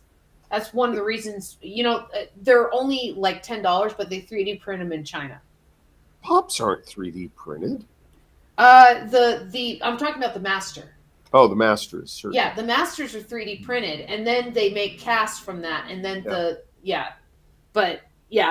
3D. They literally send the file to China, and then they 3D print out the master, and then they make the molds from that. It seems like a lot faster, like prototyping, which is super cool. I think Well, the price of those printers have dropped so ridiculously, and that's all because of there are so many laptops and phones, and the resolutions of those screens have kept going up. The 3D printer is really just stepper motors and one of those screens to act as a light source. And of course, the electronic guts. I'm gonna need some definitions for this conversation. Step what? So, step uppers, step uppers and downers. Step uppers and step downers. People wanted high resolution 3D printing. So back in the early 2000s, you had FDM 3D printing, which is like it's like a robotic glue gun, and this all came out of the RepRap program, which was in, I think, Scotland or perhaps Bath, England. I can't remember. But the idea was people were learning to build these 3D printers. And then over in the United States, some people thought, hey, we should build kits so people don't have to build these from scratch. And then the company... That's how the Apple was made. Yeah, the Apple II. Yeah, it's the same parallel. And then companies like MakerBot started making fully assembled 3D printers. And I would go to the maker fairs and see these things evolve. And there would be all these little startup companies of making 3D printers. But everyone wanted the detail that you would get like on a Dungeons and Dragons figure or for jewelry. Oh, it's pretty amazing what you can do with D&D figures now. I mean, you know, you can just go and model whatever you want and they'll send it to you. Yeah, so there was a guy who was making. There were a number of attempts to make printers that would print in resin, and that stuff existed more than a decade or two before, but it was all industrial. It was like super expensive. But there was a guy who was making replicas of the B9 robot of Lost in Space. You could buy these full-sized copies of B9. And this guy thought, I need to be able to 3D print parts to make my replicas. So he invented a 3D printer, which he sold as a kit. And it was called the B9. It was named after the robot in Lost in Space. And the jewelers discovered this. And that changed the jewelry industry because they were spending $10,000 on a wax mill. And now they could get a 3D printer that could print in a resin that would burn out like wax. And the printer was only like about, I think, $3,000 for the kit. And that helped start this revolution in resin printing. A company called Form Labs came out with a 3D printer for about $3,000. So you go to Monster Palooza in Pasadena, and all these people who used to sculpt in clay, who now sculpt in ZBrush, were buying Form Labs 3D printers to print out their designs. Sounds ghastly. It is ghastly, but it started this war of who could. Everyone wanted to jump on the bandwagon of making resin printers, and now you can get a resin printer that can do something like a D&D figure for under $500. The prices are just dropping. Under 500. Hey, I'm gonna get off here 3 minutes ago because I gotta mix some. Too much. I gotta. No, it's not that. I'm trying to adhere to this thing where I don't stay on here for 3 hours and then put my whole day behind schedule. And I want to mix. I want to get something mixed before Thursday when I meet back with the guys. So yeah. Okay. Well, the rest of us are all actually working here while we're doing it. Yeah, so, yeah. Draw on. I think Dale, you can do some live commentary. I'm sure they'd appreciate that. No, I'll just draw if I can remember how to put my screen up. All right. Chris, do you have any songs you want to donate to my concept album? I do. Urfspace? I'll donate any of the songs. By donate, do you mean like an existing published song? Yes, I do. Yes. There's one coming out like every month, and yes, I can send you. I can send you our YouTube playlist, and you can just pick one out of there. That would be great, actually. Yes. I was just thinking I want to put together I've got a few friends that make music, and I thought it would be really fun to put together a sort of music album to go with everything. Yeah. Yeah, put me the on your Earth mixtape. album. Put me on your Yes. mixtape, bruh. Yeah. Are you sure you don't have ADHD? Me? I've been diagnosed with that, but you seem to have all the symptoms. All right, I'm gonna let you guys diagnose each other. Yeah, Good seeing you yeah. again. Well, we can talk All about right, it. all Yes. right. Yeah. Cheers, Chris. See you soon. All right, Bye. bye. Yeah. Bye, Chris. Okay. Bye. I don't know if I have. I've never claimed to have it. I think I have the opposite. I've got sort of like attention surplus disorder. But see, that's just it. Is ADHD has hyperfocus as part of its thing, right? So you may think, no, I hyperfocus on stuff. I don't have ADHD, but it's actually one of the symptoms of it. Yeah, I don't know. I don't think that is my problem. I mean, and that it's a disorder. I mean, I think to me, it's like that's just what I do. I don't know. I mean, I'm a sort of bit limited in what I can do in some ways with my disability. So I just try and focus on the things. It's just something that's been there all my life. I don't need any more disabilities, is what he's saying. Yeah, I just it's just because it's always been there all my life. I know that it doesn't do you any good to sort of complain about it or just feel bad about it. You have to add my desktop. I'm sorry. Yeah. Okay. On the bottom of the screen where you see us, you're going to see a button that says share screen. Yeah, but then how do I put my camera up? So what you, camera. That's right, because you draw live, or are you talking about in CPS? I'm I would need to share my desktop and my camera. Okay, so to draw on paper. No, to draw on my screen, the same. Okay, laptop. to draw on your screen, then it's share screen. And then Yes. what you do is you click on where it says screen, and it should give you options of all of your open programs, and you click the program that you need. Okay. And this will also show my camera as well? Your camera is connected already, so you're going to have both of them streaming into the show. All right, let's see if this works. Chuck, I apologize. Blah, blah, blah. I interrupted what you were saying. I can't even remember what I was saying. Well, I was just talking about, like, you got to, I mean, I don't know. I do what I do because that's what I like to do, and that's what I'm good at. Well, we were talking about ADHD, so it's ADHD, it stands to reason that you would forget. Yeah. Amber, do you see both me and the screen? I do. Yeah, I do. Okay, and so there's your screen. Do you see my head? And I can do this, and I can put you down over there. I can put me up here, and there. Now we're all connected. Yay! Yay! We got 3 drawings up. Yay! We're an actual art show. We'll start over. I'm actually gonna underdraw something. Gasp! Yeah. Gasp! I say. Yes. But in other news and stuff like that, Yes. I have been working very hard on this. This is page 11. I'm still working on right now. I'm so slow when it comes to. Yeah, I mean, I realize I'm a slow artist. What's going to be your update schedule when you start it?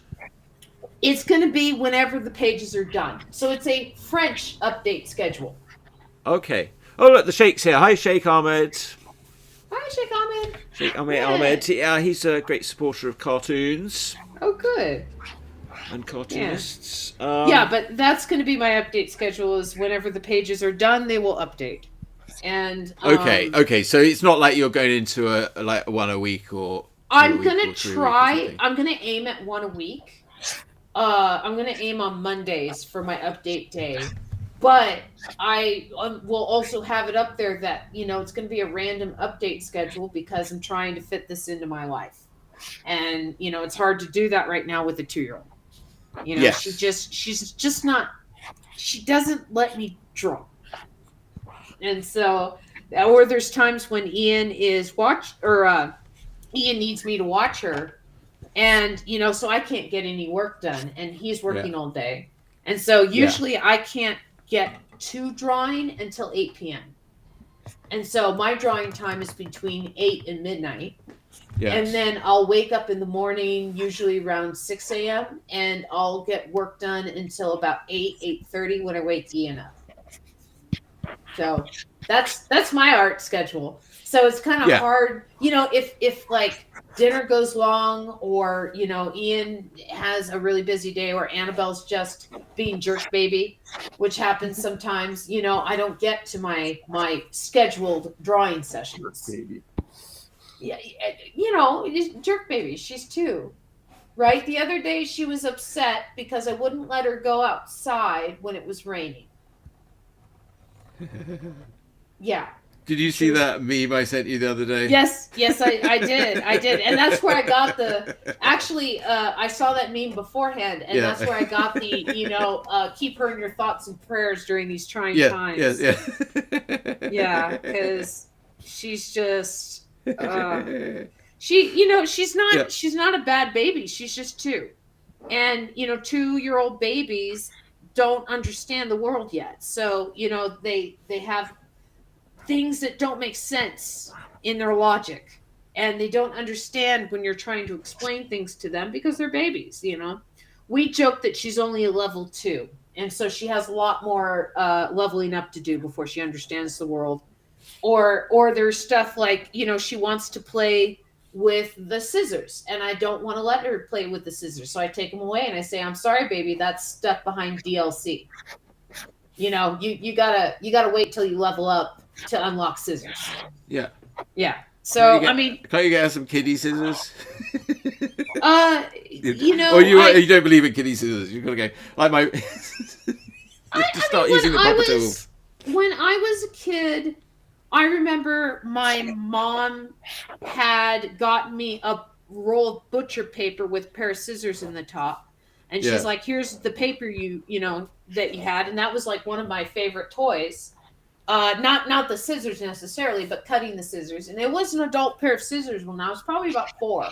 So I think it's a little silly when people try and protect their children from everything. Yeah. It's like, she's going to have to figure out how to use scissors sometime. Not when she's a level 2. When she's a level 4, we tell her, okay, these can cut you, be careful. But I had a parent mad at me the other day at the playground with her because my daughter was on top of the big giant playground. And she was up there and like going to the edge where the climbing wall is, and she's a little too small for the climbing wall, and she went to the edge and she looked down, right? And so what I said to her is I said, be careful. I'm not saying don't do it, just be careful when you do. Right? and this other parent told me I was irresponsible for telling my daughter that because I was encouraging her to be dangerous. And I'm like, quite the opposite, actually.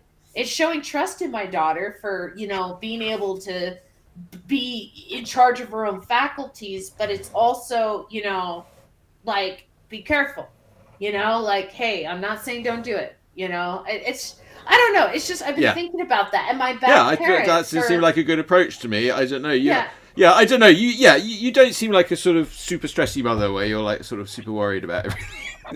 Which I think is a real tendency these days. I know several of my friends' wives get really sort of so upset about everything with the children. Yeah. I don't know. I've probably been the opposite. I've been too much the other way. Well, Amber, it's tough. There's no right or wrong. Everybody does it what they think is the best. You handled that conversation incorrectly. What you should have said was, "That's not my kid." Exactly. That's the better answer. Yeah. Well, I mean, this they basically said I was being irresponsible, and they said that I shouldn't say things like that at the playground because then their kid hears it and they think it's okay. Okay. And I'm like, don't bring your kid to the playground then, for fuck's sake. Yeah, I know the playgrounds here. They used to be death traps. Like when I first came, I was looking at these playgrounds. I was like, yeah, these things are death traps for kids. Yeah. No wonder everyone's so tough. Oh yeah, I mean, playgrounds they were designed by Darwin. Yeah. I don't know. I think they're much better now. They're all safe. You couldn't hurt yourself if you tried now. It's they've been talking about this a long time in like the news media and stuff about the softification of childhood. The softening of childhood is they do things like they get rid of the playground equipment that can hurt you or burn you or whatever, right? They everything has to be padded now, and you can't trust a kid with lawn darts. It's just all these things that where someone makes a decision that children are not ready for this, right? And it's like, alcohol is a perfect example of that, because in Europe, they let their children drink as young as 12 and 13 wine with dinner. It's considered very normal, right? But here in the United States, where we had abolitionism, we had prohibition, we had all of these attitudes surrounding alcohol, it's like it's a firm 21, and I find that fascinating that there's such a dichotomy difference between the two, but I bring up alcohol, but it could really be anything. And then Lewinsky says, I think that's bad because how else are children supposed to learn risk and risk management? Yes, Lewinsky, I agree. Yes. The reason we have those rules about alcohol is to encourage alcoholism. We don't want kids to learn about alcohol because it's a major industry and there's a lot of money involved. So if you grow up and you're taught as a child about alcohol, you're less likely to become an alcoholic than if you just say it's forbidden, it's forbidden, it's forbidden. Oh, you're 21. Oh, go drink. Yeah, and in my house, I mean, I shared with you my father's history with alcohol.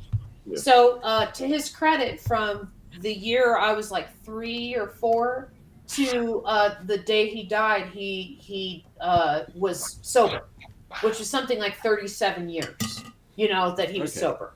But I always was taught with the history of his alcoholism and, to be careful about it, be aware of how bad it could be. And I even remember one time I had a birthday party when I was 16 years old, and my neighbors had a party that happened to be the same weekend. My neighbors were in their early 20s, and my party was 16, and alcohol entered my party through their party.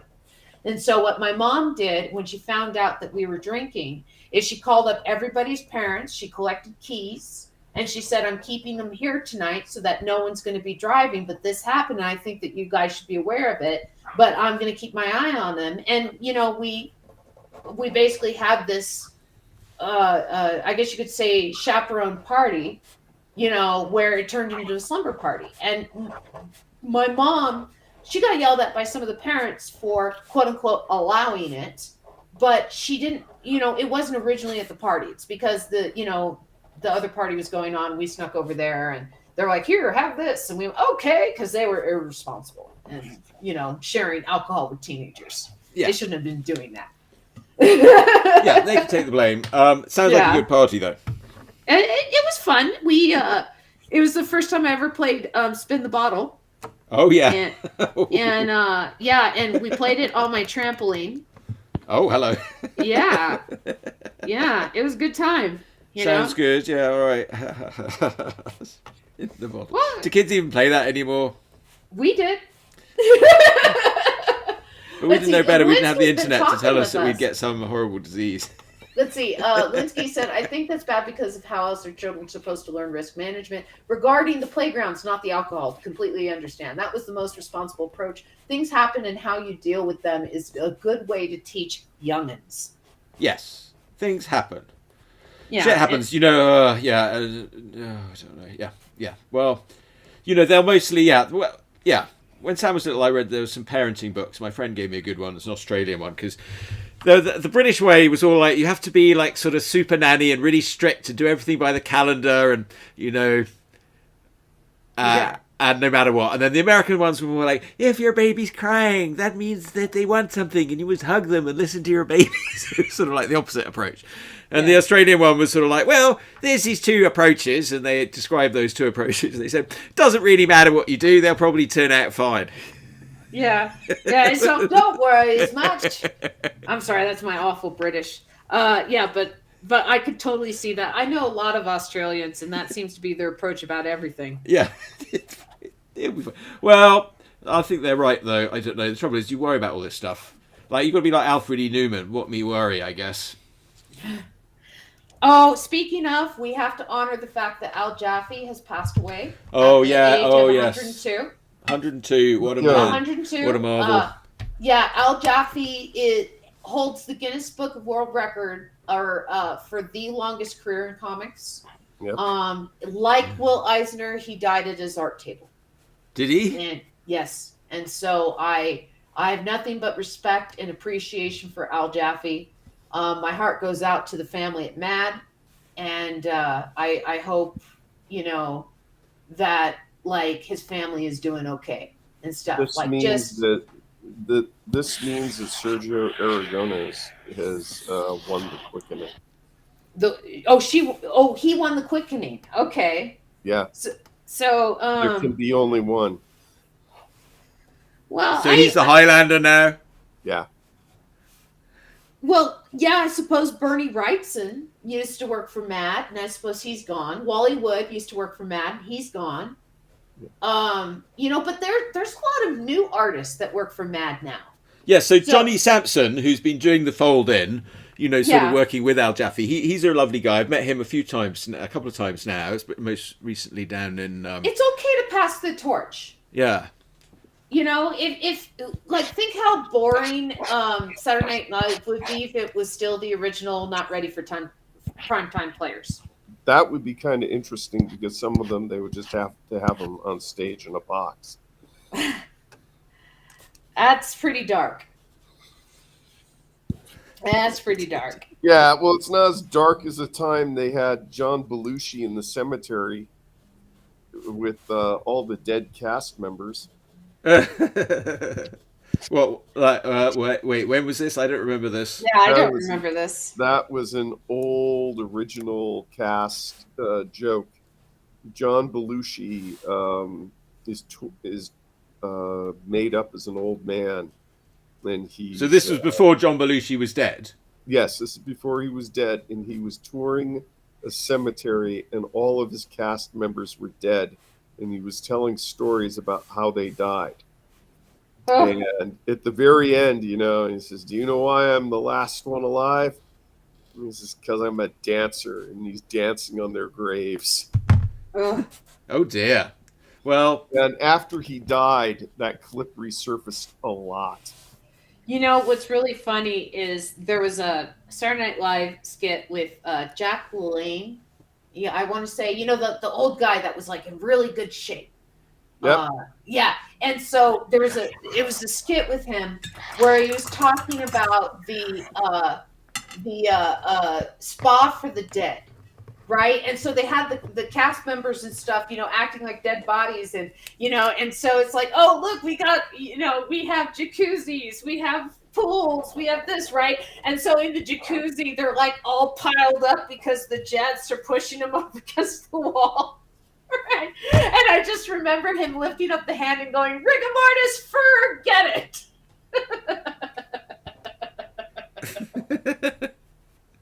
No, I'm sorry. I have a soft spot in my heart for Saturday Night Live, even when it sucks. The reason being is I see it as a school of comedy where comedians cut their teeth. Yeah, of course it is. Yeah. I mean, yes. I mean, and the point is that it's live as well. I wish it wasn't so sort of riddled with commercials. Yeah. Well, I mean, because it's really best to watch it live. Yeah. I'm just surprised it's still on. It's. I mean, there was a year that they fired Lorne Michaels, and then they immediately had him back the next year because it was awful. And then, there's been years when it's almost been canceled. The year that Mike Myers and Dana Carvey and, I'm trying to think who else. Mike Myers, Dana Carvey, Chris Farley, there was this cast, and they literally replaced the entire cast from one season to the next. And so all of these comedians, they went on to other careers and stuff that Lorne Michaels was, producer of a lot of their movies. But the ratings were so low, NBC almost, axed the show. And Lorne Michaels said, let me axe the cast and keep the show. And so he was able to do that with a new cast. Oh, that's bad cast. Part of the new cast. No. But that's I mean, so bad for the cast. I mean, that's like the cast were like, oh my god, what the hell? But the part of the new cast was people like Tina Fey and Will Ferrell, and so. That's where they all started. Yeah. Yeah. All right, but you had but the similar thing happened, with the original cast left. Like Gilbert Gottfried would always talk about it because he was in the replacement cast, and he would say it was like if you fired the Beatles at the height of their popularity and then replaced them with a bunch of other guys. People and said, they're the new Beatles. The reason why they had to start replacing cast members was because of Chevy Chase. he was such a hit the first season of Saturday Night Live. He went, I don't need this show. I can have my own career. Yes. And they didn't have contracts that first season. None of the cast Well, because they'd all been sort of mucking around. Yes, I mean, it's like all these things they start around. They've been doing National Lampoon Show, all these other things. So he said, there's no reason for me to stay here, and there's no legal way you can make me stay. Yeah. And so he went off, and that's when Lorne Michaels said, we need to really fix this up. And so he had to replace a couple of cast people. He had to add a couple people to expand the cast. It was the second year they had the Saturday Night Live band, because he realized that because they had a couple musical guests not show up. Oh yeah, okay, yeah. You need a band. Musical guests. So they realized they needed their own band. They made all these changes for the second season that became permanently part of the show.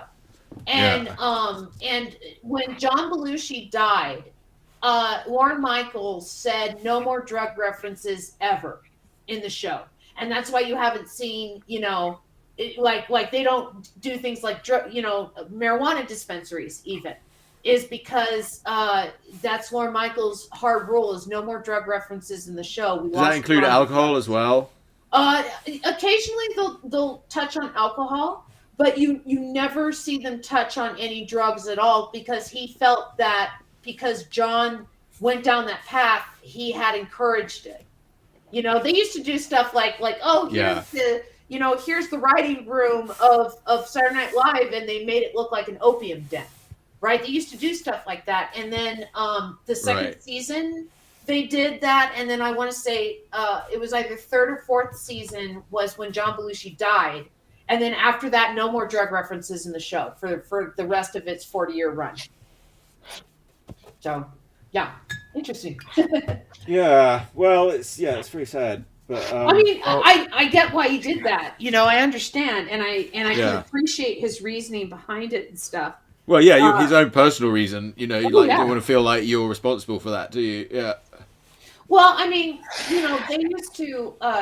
Dan Aykroyd has talked about this in interviews and stuff, is while they were writing, they used to be doing lines of coke off the table in the writer's room, and so John Belushi was just such a powerhouse. He would snort so much. He ate much. He was just, everything was 100% with him. When he drank, he really drank.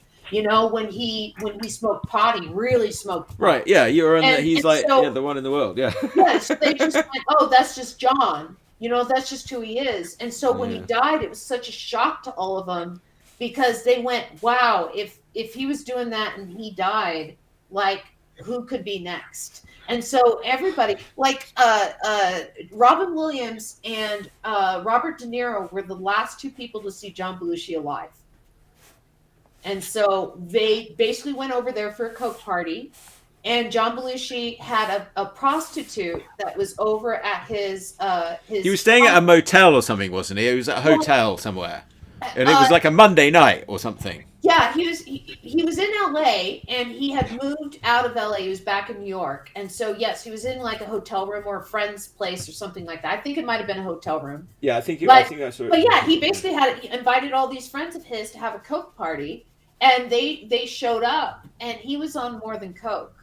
He was on heroin at the time as well as, he had mixed cocaine and heroin, and he was completely out of it, according to Robin Williams' grand jury testimony.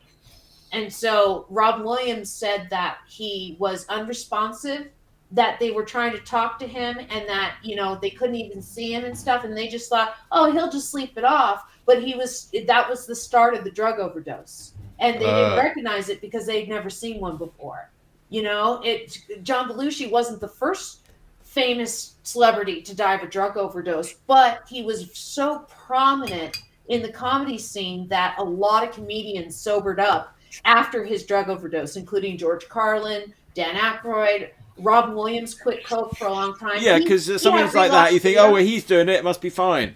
Yeah, Robin Williams relapsed later and then kicked it again. I want to say late 80s, before he did Aladdin. Aladdin was one of the first projects he did back after he quit Coke permanently in his life. Yeah, he probably had to sign a contract with Disney saying he was never going to do anything like that again. No, that wasn't it at all. He basically felt that he wanted to leave something to his kids, and he agreed to do it for like $500,000, which was way below his usual payment.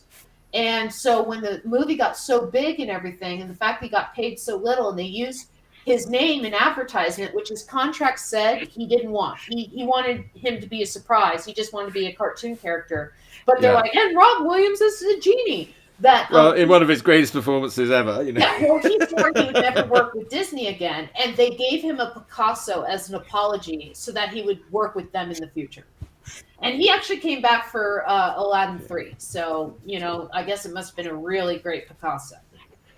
Well, I mean, yeah, any Picasso is good Picasso. That's going to go up in value, isn't it? Yeah, all right. I'm sorry I know so much about randomness. So that was one of the greatest jokes they ever had on Saturday Night Live. Was they had, God, what was his name? He was the musician. He was the owner of Ray's Music Exchange. Ray Charles. Oh, Ray Charles. And Ray Charles on Saturday Night Live. And he was performing, and Mr. Mike, I forget, Mike O'Donoghue. This is like, I think, the first season. They wanted to show their appreciation to Ray Charles for performing on Saturday Night Live. So they got him this famous painting, and they bring it out, and it's a frame and a sign that says, "Please don't tell him." That's awful. Yeah, that was his humor. Remember, the first Saturday Night Live was a combination of the National Lampoon show Lemmings and the National Lampoon Radio Hour, along with a lot of the writers for National Lampoon. Right. Well, Ray Charles had a pretty good sense of humor. He probably knew about the painting. Oh, don't spoil it for me, Amber. Yeah, well, he probably, I mean, they have rehearsals. Yeah, they probably knew about the painting. That's okay. I won't spoil it too badly for you. Anyways. No, I remember watching it as a kid. It was odd, and then they had some odd cast members. One of them was this blonde actress who was on Not the 9 O'Clock News in England. Pamela Anderson. Pamela Stevenson. Pamela Stevenson. And she ended up becoming, I think it was either a psychologist or a psychiatrist. Did she? And she married Billy Connolly. Oh, yeah, she married Billy Connolly. Yeah, I do remember that, yeah. And it's just, she was great on the show, but, you had no idea who this person was. And Julia Louis-Dreyfus, who ended up on Seinfeld. Yeah, she only lasted half a season. Yeah, she was on it with her husband. Mindy Kaling never left the writer's room. She literally worked for Saturday Night Live for 1 week. And they're just like, you're just not working out. And her very next job was writing for The Office. And so she said literally that 1 week on Saturday Night Live was the only credit that she had beyond Broadway or like college credits and stuff like that. And she went into her audition at The Office as an actor and went, wait, I was in the writer's room at SNL for 1 week. And they're like, you're hired. Because SNL, even if you don't work out at SNL, has such a high standard for talent that they know Lorne Michaels has this instinct for finding good performers. And there's been a lot of people that have failed on SNL that have had very successful careers later on. Well, look at Robert Downey Jr. Oh, yeah, another example. On it. I mean, that was just a ridiculous. I mean, I watched that season, and I'm like, who the hell are these people? Yeah. Yeah, let's see. Sarah Silverman. She failed on SNL. I'm trying to think who else. Seth Janine Rogen. Garofalo. Seth Rogen failed at SNL. He was kicked off after one season. Gosh, I'm trying to think who else. McCarthy. What's her Melissa name? McCarthy. Yeah, Melissa McCarthy. She failed on SNL. She was kicked off after one season. Gosh, there's been a couple of hosts of the Well, Daily it's a Show. particular kind of job. It's a particular kind of job on SNL. You know, some people are cut out for that, and as comedians, others aren't. Yeah. Minaj, Hajan Minaj, who's Oh yeah, Hassan Minaj. Yeah, he was on Daily Show. Hassan, thank you, Hassan Minaj. He was on SNL, and he didn't work out on SNL. You know, but what I'm meaning is that, like I said, it's like comedy school. So, you know, there's with universities all the time, there's dropouts, but that doesn't mean they're not talented people that won't succeed in life. You know, it's comedy school, and you learn how to be a comedian, how to perform, how to read a cue card. Well, they had some totally bizarre guests in the first season. They had Paul Simon. They had Christopher Lee. Yeah. That was amazing. Yeah. They had the Muppets as part of the show, the first season. The Muppets started out. Oh, that's right, the Muppets. Yeah, that was, and that was really how he got the idea of doing the Dark Crystal. That was kind of him exploring: can you have Muppets of a different design? Yeah. No. Those were, you know, he'd been doing like these TV idents where they sort of blew things up on his local station. Yeah, but so yeah, I mean the other Muppets I don't think were around yet, were they? I thought this was before those happened. Muppets at that point. Yeah. Okay, we're talking the Muppets. TM started out on SNL as the Muppets. Yeah. Yeah. So you know, it's a little bit different. Yeah. Okay, yeah, so the Muppets as a trademark, he hadn't used that term before. No, he hadn't. I did read that big biography of him, which is great. Sesame Street or not? Sesame Street came out after SNL. Sesame Street is like 77 or so. And let's see. Oh, human hyperlink.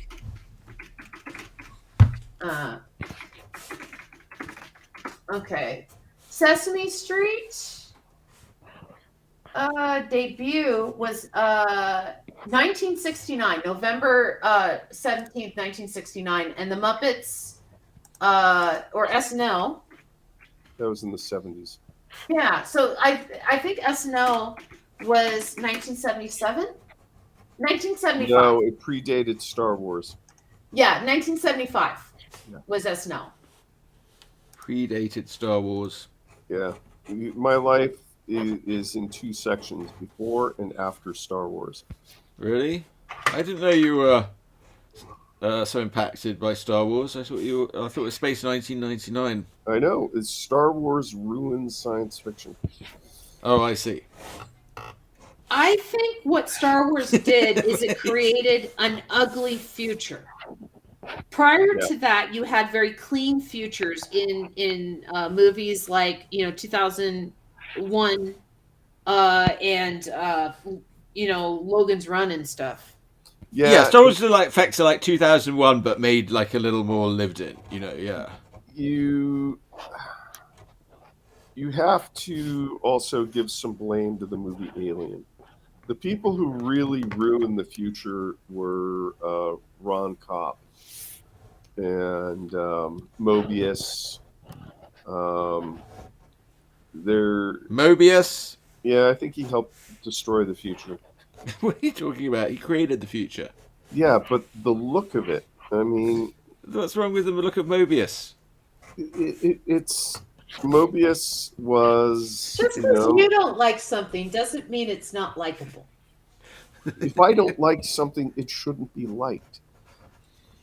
Dale's very wise. I'm just trying to get what he's got a problem with Mobius now all of a sudden. Yeah.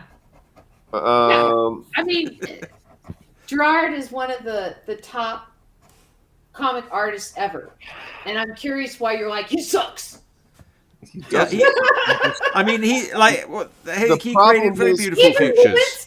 Even Lewinsky, our viewer, says only Siths deal in absolutes. I deal in absolutes. That's true. Yes. Dale's definitely a Sith. He's a Dark Lord of something.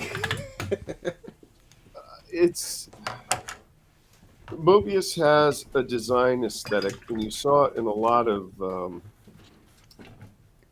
European heavy metal cartoonists of,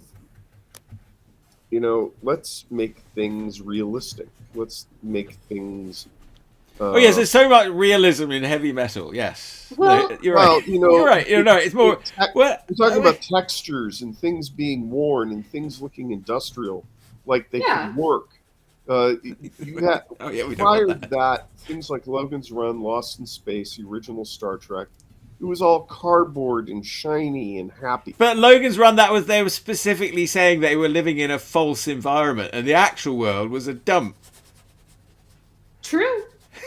Now here's something. Okay, is these are different period aesthetics, and yes. Things like science fiction, fantasy, and stuff, they go through phases where there's influence over, the entire genre from something very popular. That's why we saw this influx of zombie shows for several years after The Walking Dead and stuff. And I feel like Star Wars was one of those impactful things, but it didn't ruin the genre. It merely expanded it. You still have clean futures. Here's an example, okay, is Enemy Mine, okay? Enemy Mine had the clean future, but when he that's your current that's your example of a current movie? I said relatively current, okay? Relatively. Post Star Wars. That was only about a year or two after Star Wars. Is that it has the clean future, and that's where Dennis Quaid lives. But when he crashes on the planet, then it has the dirty, lived-in reality that was influenced by Star Wars. Yeah, and it creates this contrast between the two. Here's a more current one, Dale. Passengers with Chris Pratt and Jennifer Lawrence. Jennifer Lawrence, yes. No, I haven't seen it. Well, you'll like it, Dale. It's all a clean, nice science fiction future. I didn't like Passengers. Okay, this is how Passengers should have been done. It's not that great. It should have been a psychological thriller from her point of view. If she wakes up and tries to figure out how she woke up, and then finds out at the end it's because he's a creepy stalker because he liked her. Yeah, it probably was more like that at one point. I felt like somebody, some psychopathic producer got hold of it. This is fine. Like Passengers, there's a lot of moral ambiguity in it. There's a lot of moral ambiguity in it. As much as Chris Pratt is a lovable guy, he is pretty creepy in that movie. But I have to say, I don't think there's a man alive that wouldn't do it. What, wake up a pretty girl? You're trapped for the rest of your life on a spaceship. Yeah. There's no other human beings around. You're lonely. It's still you're looking at this beautiful woman, and she's just like, you just have to wake her up. You do it.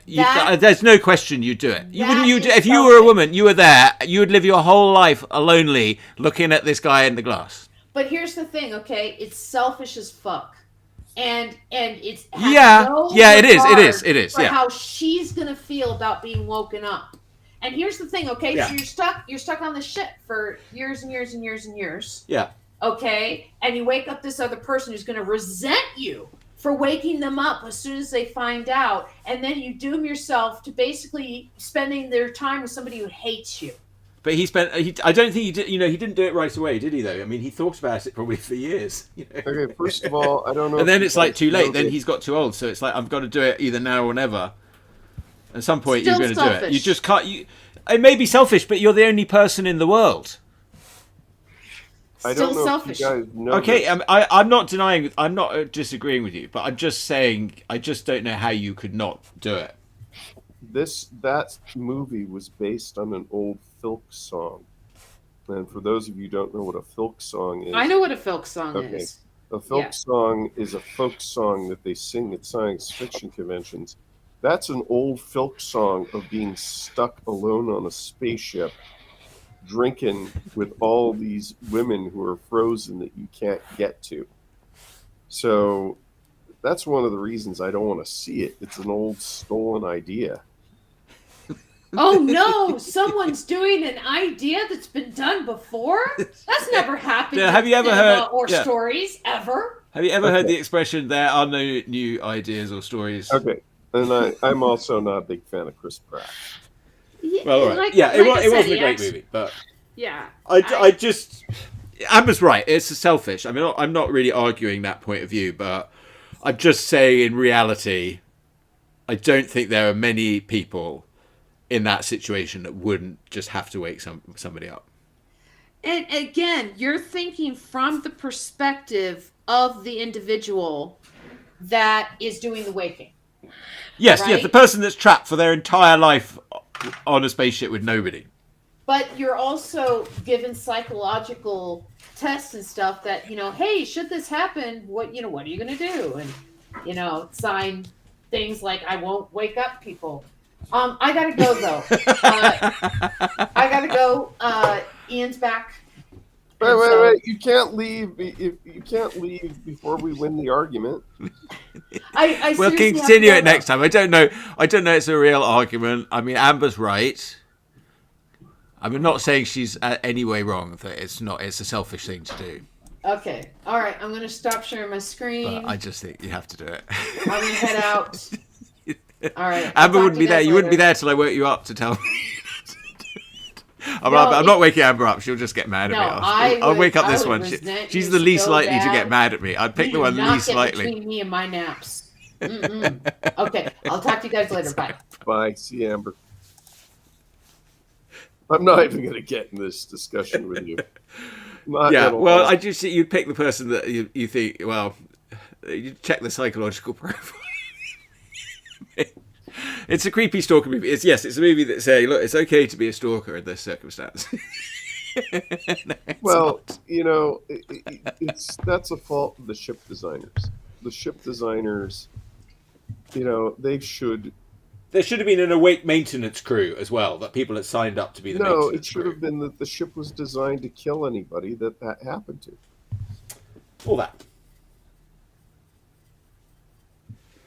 Yeah, just lock up the food, turn off the air if you wake up. Sorry, you get your money back on the ticket. All right, Dale, do you know who I'm drawing today?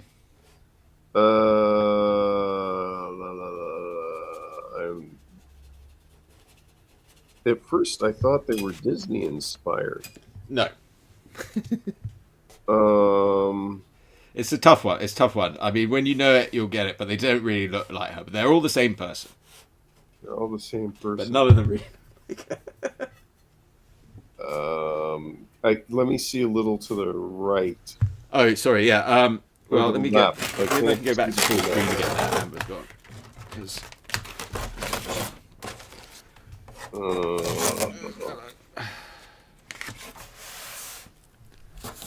It's all the same actress? Yes. I'm having difficulty here. Well, she's not someone we've mentioned. Give me a clue. She's in the same show. This is from the same show as one thing that we've talked about today.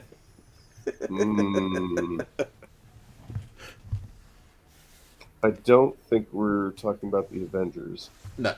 You're getting warmer. I'll give you warmer.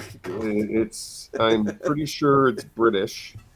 Yes, you're getting warmer. Drawing a blank. And it can't be Pamela Stevenson because you were working it's getting warmer. I'm getting warmer. But Pamela Stevenson, go earlier. Earlier than Pamela Stevenson. Would it happen to be God, what is her name? She was one of the Pythons. Yes. You got it. What is her name? Do you know? Oh God. She's a very important part of them, actually.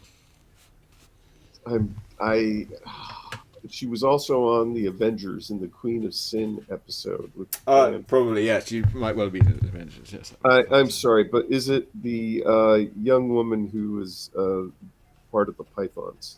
Yes, it's Carol Cleveland. Carol Cleveland. Yes, she was one of the pretty girls in Touch of Brimstone with the Avengers. Yeah, she's, you never think of her as one of the Pythons, but she really was. Yeah, and once you know her, then you realize that she's in it a lot. She was like right at the very beginning, she wasn't in it, or they had a mix of girls, but they sort of realized that Carol Cleveland was really the one that had, what they wanted. Well, she had comic timing, and yes, it was always awesome that they kept her in the movies. Yeah, and they kept her in the movies. And actually, when you look at the whole of Python together, she's actually in it a lot, and she's actually a very important part of it. Oh yeah. Is she still working at all or doing anything? I think she's passed. I think she might have passed. I'm sorry to say. Yeah. Not sure, but she might have done. Isn't it just a little weird that I know that it was her? Yeah. I got there eventually. You got there eventually. Well, yeah. I figured you'd get there eventually. Yes, but I love Carol Cleveland. She's so great. She makes me very happy. Anyone who was a kid in the 70s, anyone who was a boy in the 70s watching Python who wasn't gay had a crush on Carol Cleveland. She's absolutely gorgeous, but she's funny. She's absolutely got the comic timing and does all this. But yeah, and she sort of disappears a bit because you're like, she's, it's just a sort of dumb woman or whatever. Or that. She's not at all. I like her as Zoot. Zoot and Dingo from Zoot. Castle Anthrax. Castle Anthrax. She lit the beacon. Yes, naughty Zoot. Well, I didn't do a Zoot. That would have given it away a bit more. I don't know. I don't know why I didn't choose that one. Yeah, I think I would have recognized Zoot. All right. Well, I don't even know why I'm drawing. No, I just pull me up really. No. I have to work on taxes today. Well. Oh, hey, there's Lemon. Lemon was having some guesses. So Lemon got it. He said Carol Cleveland. That he was right. Look, see. Well, our guests are smarter than we are. But I mean, our viewers are smarter than we are. Lewinsky's doing taxes. Death and taxes. I am going to do taxes. Ooh, well, yeah, that's not nice. Don't you have to do taxes? Well, I sent them off to my accountant. Several months ago, but he still hasn't gotten around to them. He's saying, well, they've made it, you can file them late or whatever. But I'm like, okay, well, I'd rather still get them done on time if you don't mind. But you have an accountant. Oh, I hate you. But they made some change to the law, I guess because of the pandemic or something. I don't know about these things. All right, but I probably should go. No, I don't want to be a grown-up today. Yeah, well, I have to be. All right.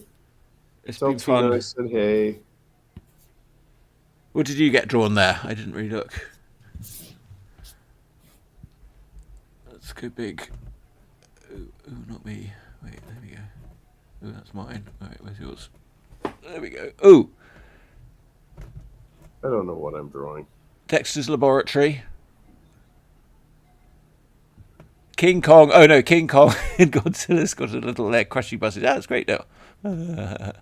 There's the I'm working on downtown San Francisco.